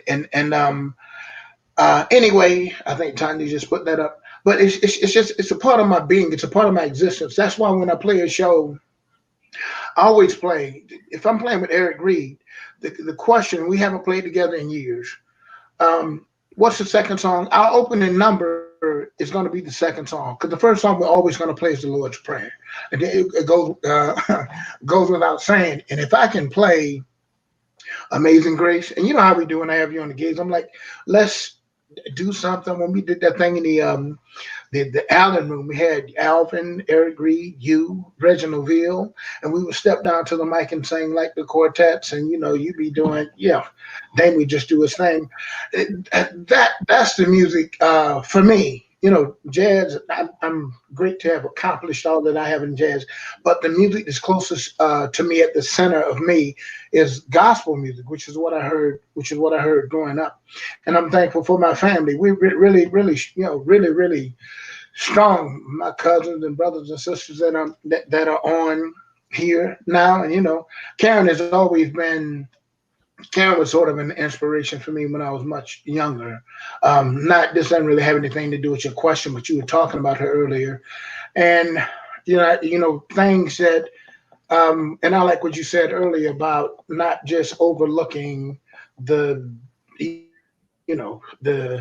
always looking to the top, because the top means nothing if there's nothing there to support you. And Karen, she's always done that, man. I was in high school and she did a paper. I think she was in 6th or 7th grade, and they did something called Portrait of a Hero or something like that. Everybody wrote about their parents, Martin Luther King, and, you know, Marcus Garvey. And Karen, she considered me to be a hero, and my mom showed that to me, and I never forgot it.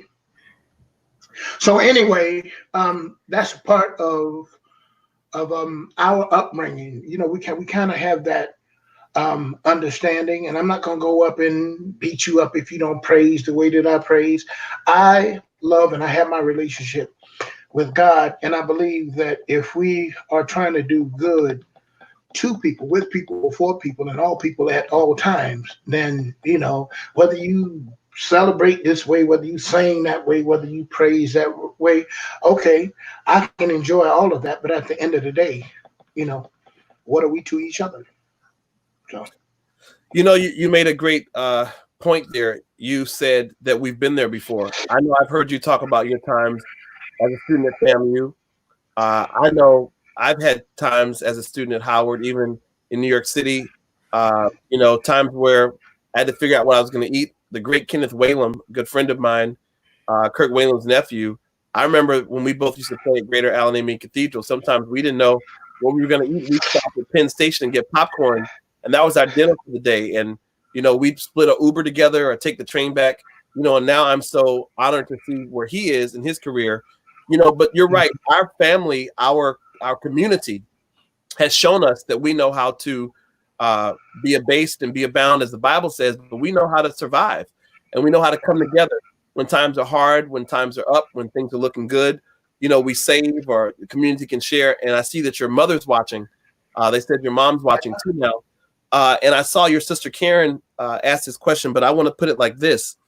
How do you all use your platform as catalysts or agents of change, representing protest and reconciliation, like so many of the great jazz artists did? You know, Duke Ellington, you know, Come Sunday, Lord, dear Lord above, please look down and see my people through. Nina Simone, you know, I wish I knew how it would feel to be free, which was actually written by Billy Taylor, you know, the great jazz pianist. And with that response of how you use your platform, what are your thoughts and feelings of the climate of racism and discrimination and cultural inclusion in jazz music and in our country today? Because our community, our parents, our grandparents, our aunts, our uncles, our godparents, the people in church, the people from Delta Sigma Theta, Kappa Alpha Psi, Omega Psi Phi, you know, those groups, the links, all those types of things, they really helped us and supported us. But how do you use your platform? Camille, earlier you were speaking about being a female in jazz, but how do you use your platform in jazz music and with your feelings? And how do you feel about what's going on in today's society? You have no choice but to use your gift as that voice and speak out. That's our responsibility. And that's what has been done by so many of the greats. I mean, you said Nina Simone, Abby Lincoln, Max Roach, Charles Mingus, Lena Horne, and then you even go further, Paul Robeson, Eartha Kitt. They sacrificed literally their lives and their livelihood to speak out against the injustices of our community. That's right, Hazel Scott too. Yeah, it's our duty. It's our job. I mean, this music that we play, it's a blessing and a gift from God, and it's also a blessing to be able to make a living in sharing this music. So we have to speak out. We have to use our music.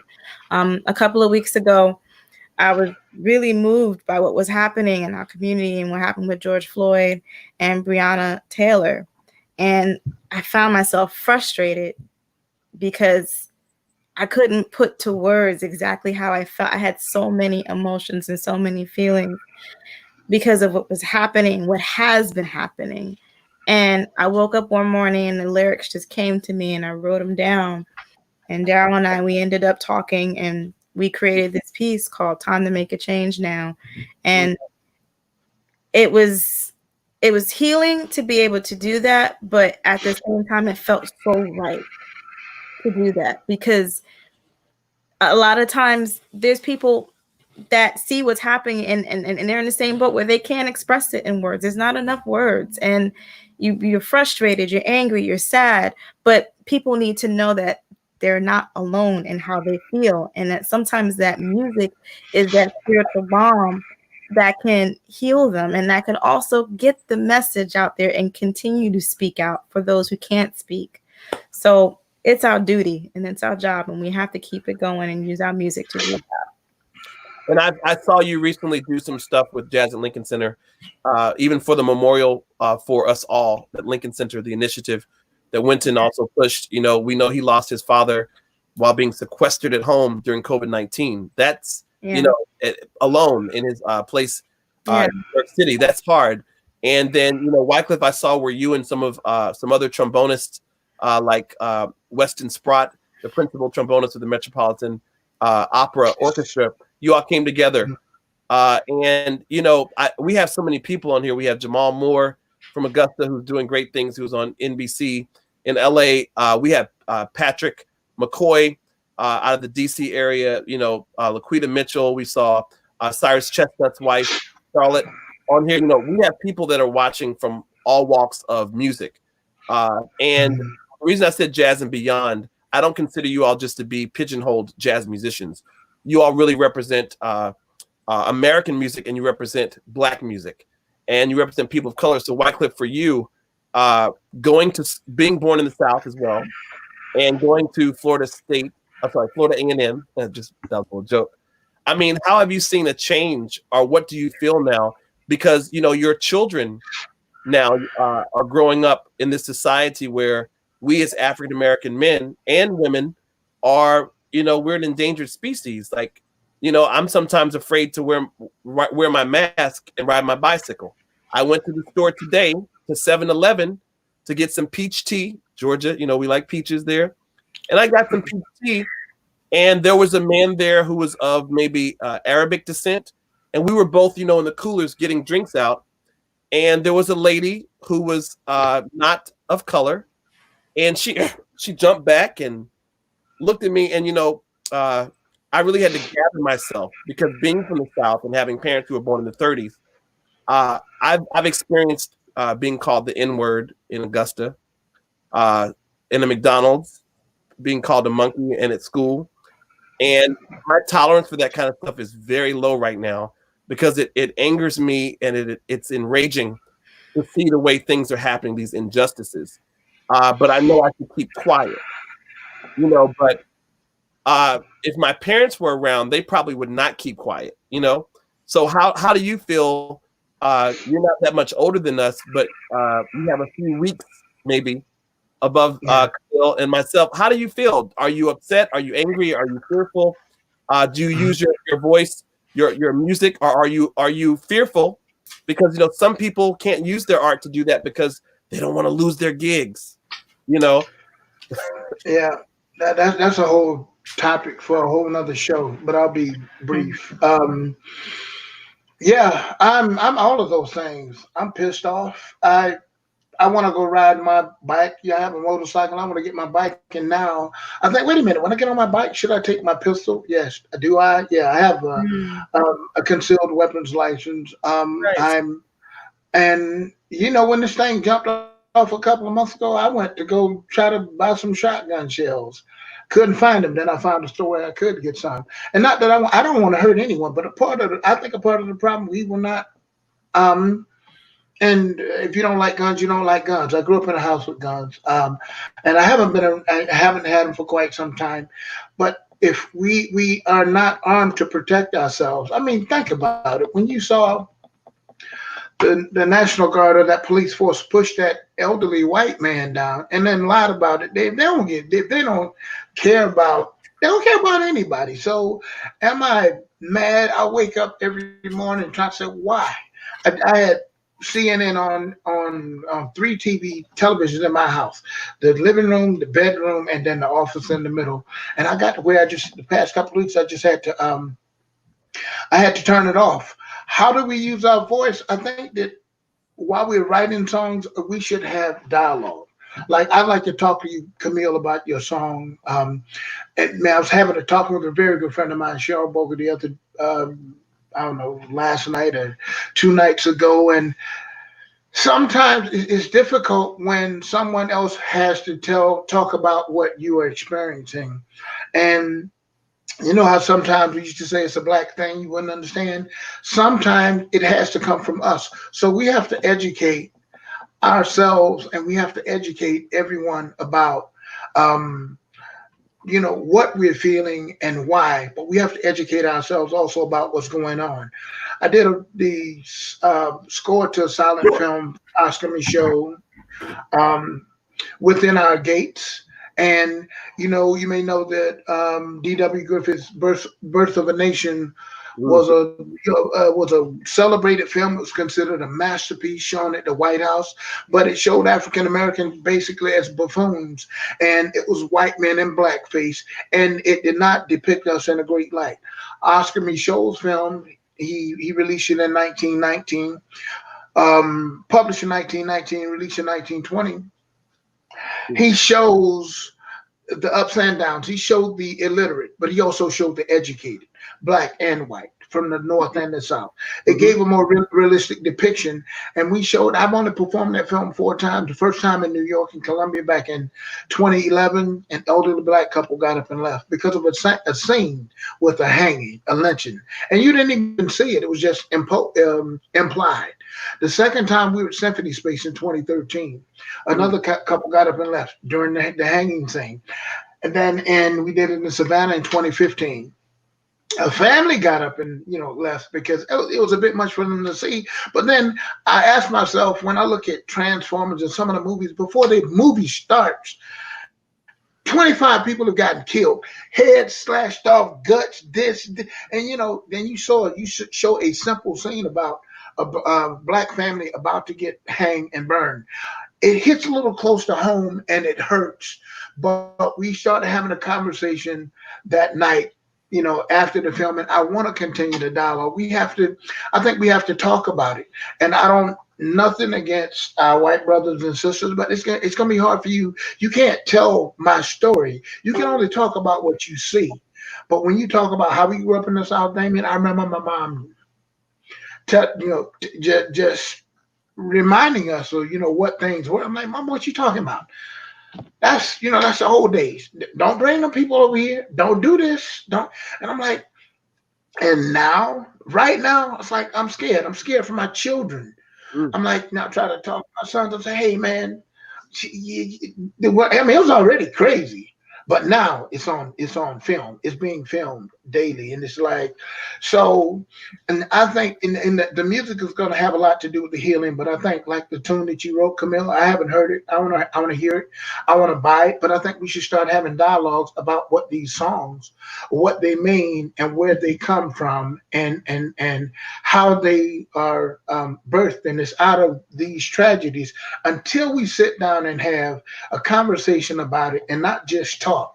I want to listen to the other side as well, but we have to talk. We have to listen.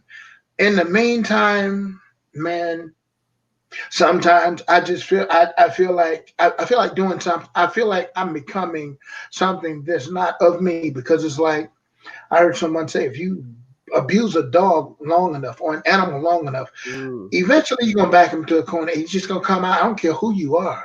But it's like, man, it's just it's time for this mess to stop. It's like, what do we need to do to just be decent human beings? There's enough land, there's enough everything for us to have just to live a good life here. I don't know, and I still want my reparations. Where are they at? I mean,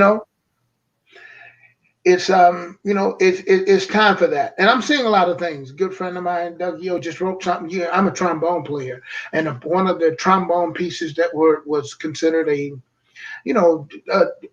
important trombone literature. I just learned something about that piece and a series of pieces that I didn't know. Damien, I sent it to you earlier today. I don't know if you got a chance to read it. Yeah. I'm not going to talk about it now, but the races, how people benefited from the racism at our suffering. And it's like, we're doing pretty good. We're musicians. We get a chance to travel. But even like Louis Armstrong said, he spoke out. And it was pretty amazing. He was speaking for the Black people, and some of our great stars like Sammy Davis Jr., Adam Cole, they got on Pops, but Pops just told the truth. The truth. We can just deal with the truth. He's an entertainer. It's like, no, he told President Eisenhower, go down and walk those Black children into that school himself. And his manager said, you should apologize. Bob said, no, it stated you didn't say, no, I said it. He said, I said it. And sometimes maybe you can speak out too soon, but I think we have to educate ourselves, we have to come together in our community and get on one accord, educate ourselves so that we can together educate other folks about what it means for us to, just stop all this BS. I'm not going to say, you know what the letter stands for, bread sandwiches. You said something I was reading where in some parts of America, slave owners were given reparations after the Emancipation Proclamation, after Juneteenth. They were given money for what they lost for their slaves being set free. And it's interesting. People used to think that Nina Simone was overly eccentric and crazy, speaking about women in jazz and women musicians. But she was very in tune with what was going on. Even to the point where during her performances, she would look at somebody and say, "Excuse me," or walk off the stage if they weren't listening. She regarded art in a very high manner. She said, Louis Armstrong, feet on the ground, his head was up. She was in a different place. And I love watching her documentaries. I love watching videos on her. But as a woman, as a female, she was way ahead of her time. She was very, very outspoken. Louis Armstrong was outspoken, and I guess some people have to choose their place. Some people can speak. Some people can have a platform. Some people don't really care about platform. They realize it's a calling to have a voice. And I definitely know that everyone watching, we're all grateful to both of you for using your platforms to propagate a message of peace, love, unity, protest, and reconciliation. What things do you have coming up that we can look forward to, or projects that you still have being released, even with the COVID-19 social distancing limitations? Is there something that you're working on, Camille, or you and Daryl have something coming up? Or I know we're hearing Ever Funky Lowdown soon. Yes, that's going to be. I can't wait for it to come out, because in the text that Winton wrote says, "I don't like Black people. I don't like fat people. I don't like women." It deals with all of those authoritative and things like that. So I mean, what things do you have coming out? Well, that's definitely going to be coming out soon. I also have been working on a platform for young women musicians to get encouragement and mentorship with older women musicians, but then also to create a space where educators and parents can talk. So it's called the Haven Hang, and it's going to be hosted tomorrow at 4 p.m. and it's going to feature Regina Carter and Melissa Walker, and we're going to feature jazz camps and workshops that are available to young musicians, particularly young women musicians, because we find a lot of times with young girls, they might not get the experience to participate or even know that camps exist for them at those tender ages of 13, 14, and 15, so they can strengthen their playing.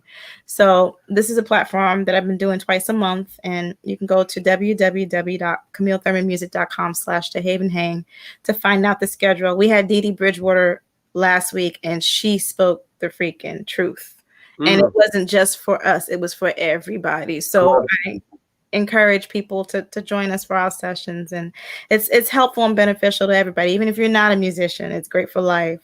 And also Daryl Green and I were working on a performance community initiative that we're hoping to have up and running in August. So just go to the website, leave your email, join the mailing list, and we'll keep you posted with what's happening. Awesome. And Wycliffe, anything you have coming up? I see you've been doing some online initiatives as well on your website. I don't know. I'm right now I'm kind of at a standstill. I want to do something that's going to be significantly this going to have something.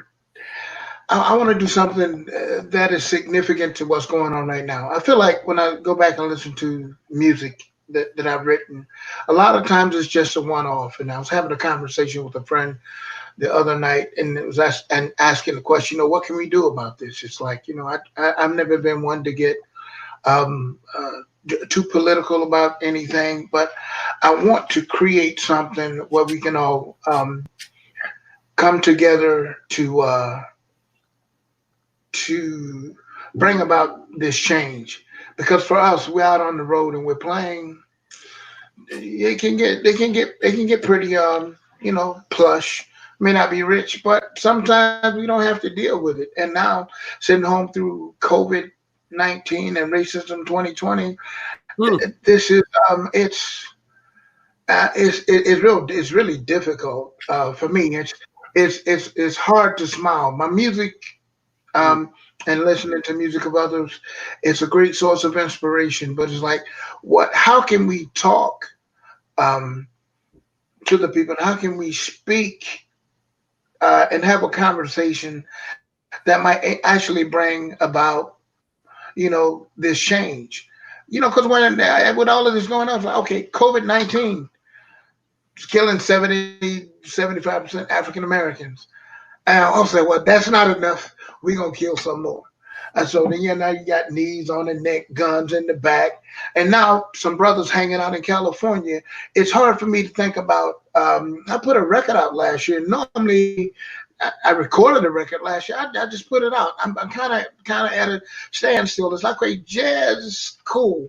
What can we do that can significantly, change? As entertainers, we have voices, but I'm like, what? I'm stuck. I mean, I have plenty of projects I want to put within our gates, or I call the soundtrack within these gates of mine. I want to put it out. I wanted to put it out a few years ago because I think from the very first performance, August 26, 2011, somebody said, man, can we show this in the schools? I said, I just got commissioned to write it. I don't know anything about that process, but it addresses what was happening in 1920 is still happening in 2020, and not much of it has changed. And Michaud captured and then told a great love story. And you can see it on the black side and the white side, the rich, the poor, the illiterate, the educated, how love and compassion can kind of see through all of that. And even though it was somewhat of a sad story, nothing has really changed. And it's like, I've been on the road, I've traveled around the world, and I've seen how music can enrich folks' lives. Like the first time I played in Germany, and people look at me in the hotel lobby and on the venues around the hotel, like, they wish if looks could kill, I wouldn't be here. But the thing is, and coming from America, I'm dealing with American racism. It had nothing to do with me being black, my skin being brown. It's because I was American. The wall that stood between East and West Berlin was still standing. It came down later that year. But when we played a concert that night, I didn't think about it till 15, 20 years later. Some of the same people that worked in the hotel, that worked in those carts and little the shops on the street were at a concert, and we played in the square that night. And I saw some of them, and they were smiling, they were laughing, they were dancing, and they were singing. And I didn't think of it. I said, that's that dude that looked like he wanted to shoot me in the face. But I just kept playing. Then 20 years later, 15, 20 years later, when I'm teaching, I think about how that happened with Louis Armstrong, the music he played in Ghana in 1957. Where 100,000 Africans are attending this concert, 50,000 on each side, separated by a little rope. They call the troops to attend the concert. And that's like, there's something that's powerful about this music, particularly that of Louis Armstrong during this time. And they've always used us as ambassadors to go to represent the best of America. But then we come home and it's still this shit. And it's, excuse my French, everybody, but it's like, Pops talked about it. Oscar Michaud talked about it. It's 2020 and we're still talking about it. And I don't want to get up, and I think that we can peacefully do it, but man, I mean, that's what's on my mind. So I imagine, like Camille, whatever music I write next is probably going to reflect that. So, and someone said that the laws will change. We have to be in a position to change them. I agree. So anyway, that's kind of where I am. I'm in a transition. I've never been home this much in 30 years. My last gig was March 5th, at the no, it's March 6th at Reverend Dwight Andrews Church in Atlanta, and everything dropped out after that. And I've been home, and people say you must be going crazy. I'm like, no, I love it. Actually, this is sad, but it's giving me a chance to reflect on other things. And to do things that I never get to do, because y'all know how it is. We're always going. So I'll let you know, but look for it. But I want it to be something. I want to hear Camille's piece. I know Damien. I know you working on something, because when people they leave your shows, I've heard it from the greatest of musicians, even Wynton. When I first introduced you to Wynton or whatever, Wynton says, "Man, the Damien, he's bad." Aaron Dill, man, everywhere I go, I said, "Yep, he is," and always has been, but more so the kind of person that I would always, forever call any day, anytime. So, we can continue with the protests, but I want to be able to sit down to the table and talk, and hopefully it won't be the barrel of one gun pointing in one direction and another. But man, it's time. 1920, 1950. Here we are, 2020, talking about still dealing with the same thing. And some of us have made it and we've done well. But I think what Martin Luther King was doing when they got him, he was bringing all the poor people together. He was fighting for civil rights for African Americans, but he was fighting for the rights of all human beings, and that's why they took him down. And for whatever reason, they don't want it. And I hope that we can some kind of way get together. Us as Black folks, we come together and then go in somewhat of a unified voice and push for this to stop, to get our story told. And we're forgiving people.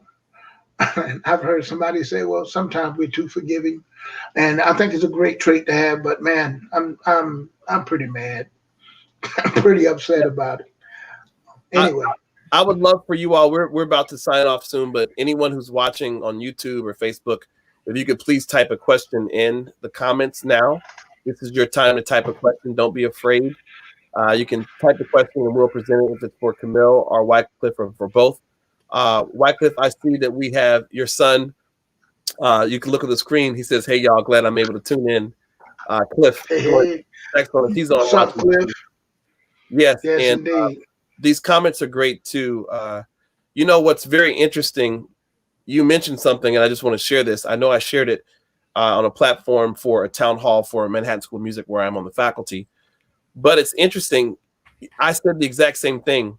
A lot of, he said, "Hey, Pops." A lot of jazz musicians, Louis Armstrong, Ella Fitzgerald, this, Camille, a lot of them were used as ambassadors. And we are also ambassadors.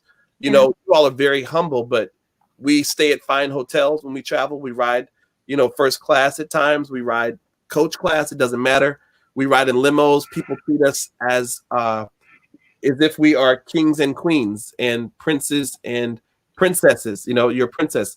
But it's so interesting to me. I said this. I leave America many times as an ambassador internationally, performing music to countries in Europe, to Asia, the continent of Africa, Canada, South America.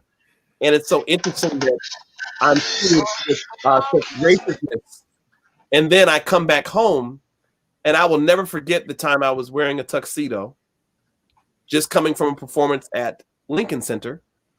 And I was driving, and the police pulled me over.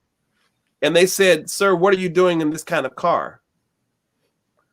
So because of my skin color, I'm supposed to be marginalized and drive a certain type of vehicle because it's a European vehicle. I'll just say that. And then they asked me, they said, "Well, and what are you doing in this neighborhood?" I said, "I live in this neighborhood. What are you doing here?" And they said, "Oh, you can't possibly live in this neighborhood." And I said, "Well, why can't I?" And then I showed them I have to keep mail in my car so that I can show it at times. And I became enraged because I shouldn't have to go through that in my own neighborhood as an American citizen who pays his taxes.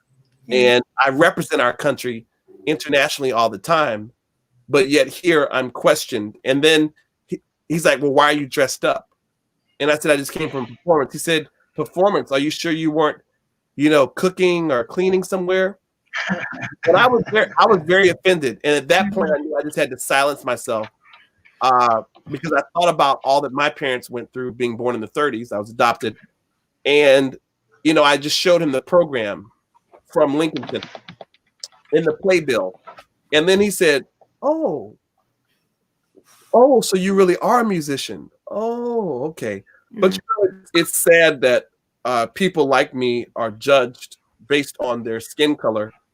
And the fact that I was wearing a tuxedo, I had to be the help instead of being the one on the stage, and that I can't drive a car that's European, and that I shouldn't be in a neighborhood pulling up in front of my own home in the neighborhood that I pay to live in, and it's things like that are very frustrating.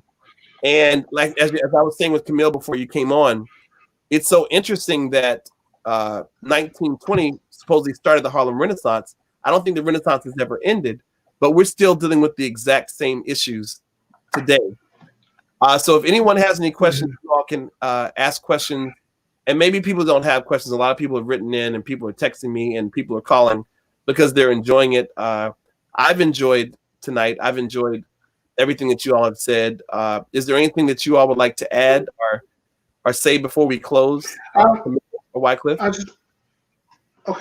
just add one thing. I'm on a gentleman by the name of Ed Sarath. We're starting a musical task force against musical racism, and this deals with our educational institutions and the lack of their ability. Like some of the colleges and universities have implemented jazz studies programs, but this is to get basically Black music, African American music, into the music programs, where it becomes a part of what is needed to get your music degree in America. It's American music, and I'll share that with you all when we get off. If anybody wants, it's called ATMA, and this guy's name is Ed Sarath. We met back in September of last year, and it's one time because we talked, I got a chance to learn new terminology. Like I'd never heard the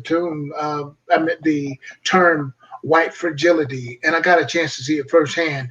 Out of about 40 to 45 people, it was about 10, maybe 13 that were African American,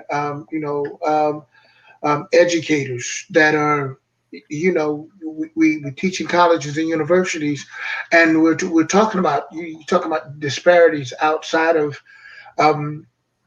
in the world and in the United States, but it's also in our educational institutions, and particularly music. And we need, like what you do, Camille, what you're doing, Damien, and what so many of us are doing is like, why, and I think Manhattan School just happens to be hip enough. Damien is doing a gospel program there, but at my university, we don't have it. Most universities I go to, they may have a gospel choir, but they may not connected to the music department. And though it's a topic for maybe another time, I want to send you all the information because I know this is right up our alley in line with all of the racial issues outside of just outside, but in music education, it's time to address that too.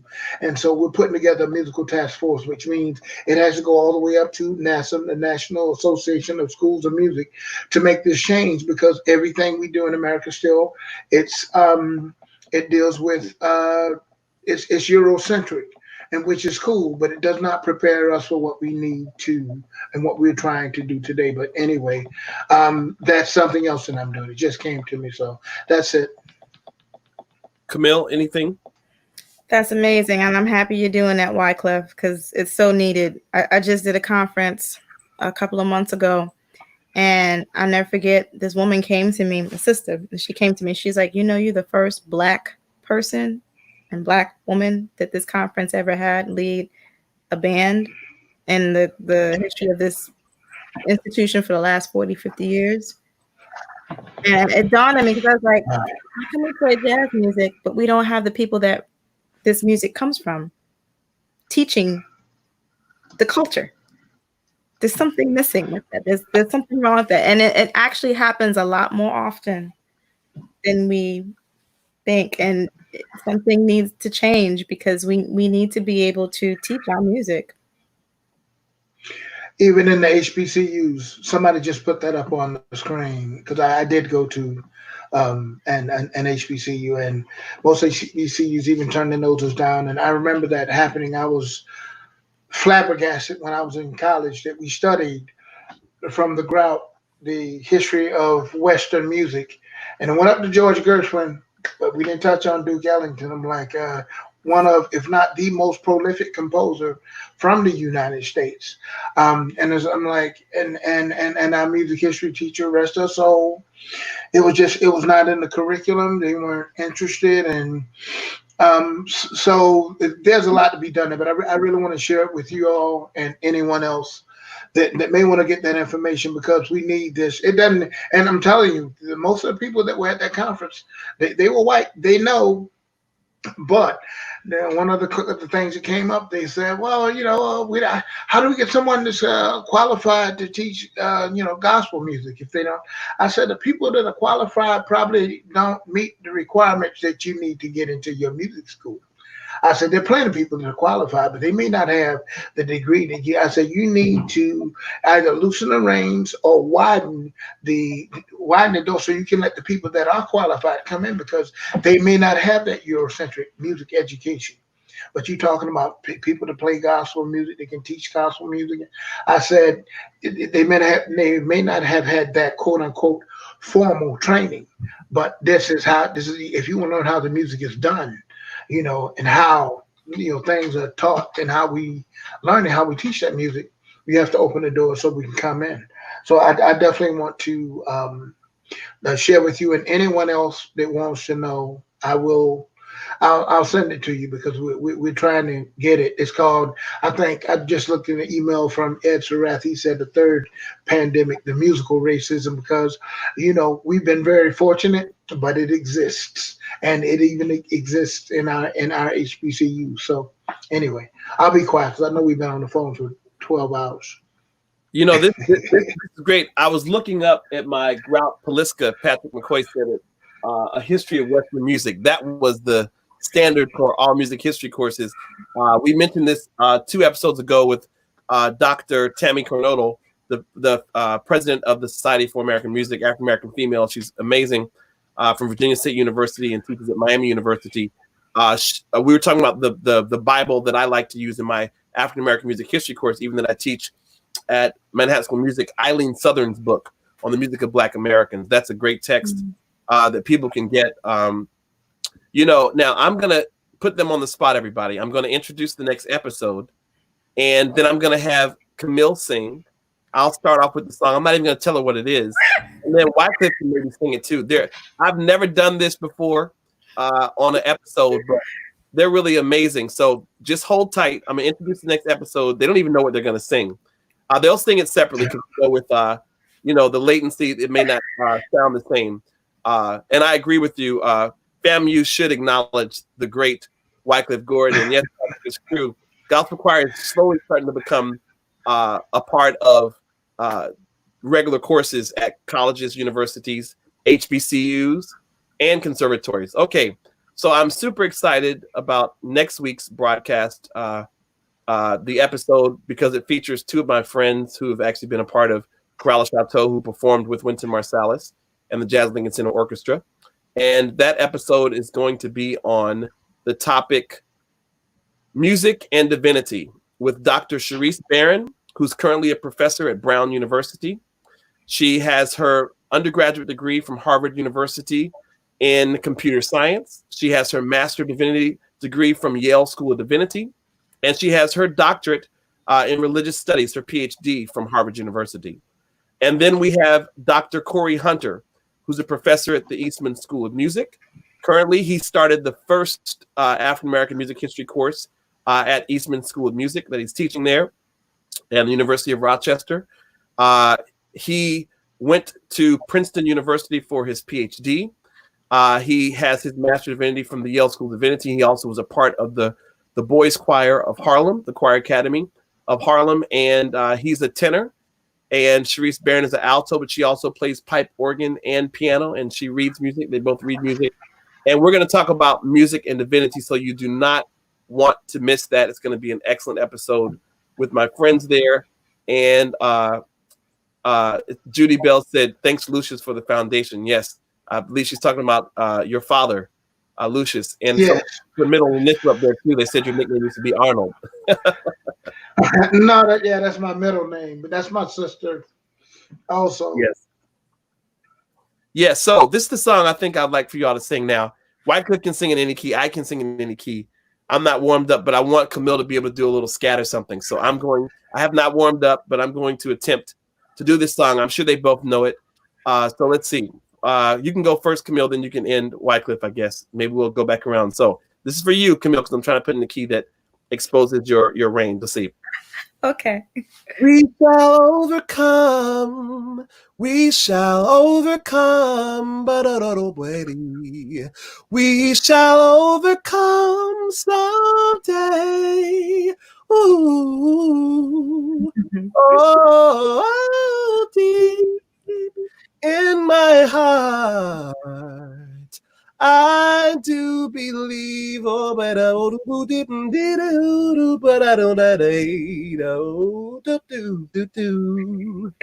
We shall overcome someday.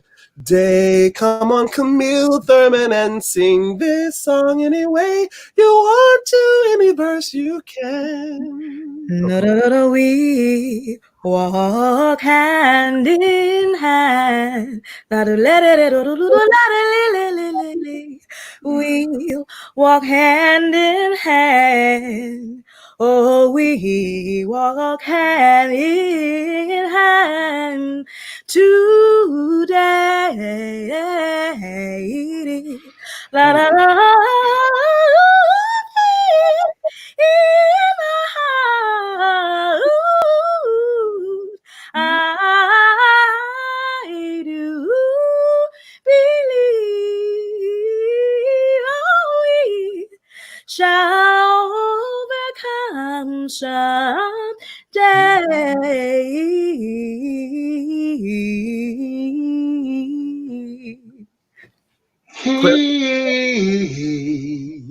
I said, we shall all be free.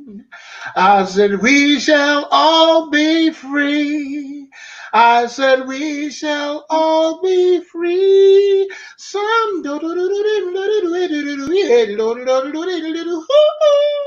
And deep in my heart, I do believe that we shall all be free someday.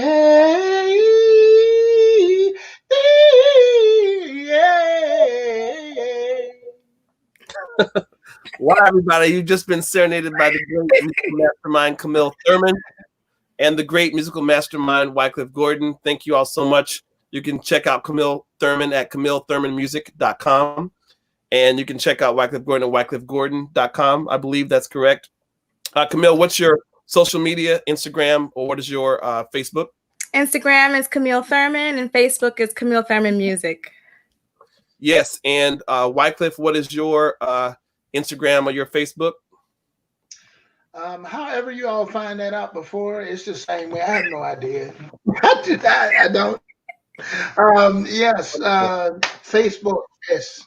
Yep, Wycliffe Gordon something. I should know. Sorry about that. But you can find me on my website. Go to my website and it'll probably lead you there. And I know Damien's going to sign off, but I want to say publicly I love both of y'all and everybody that's listening very, very, very much.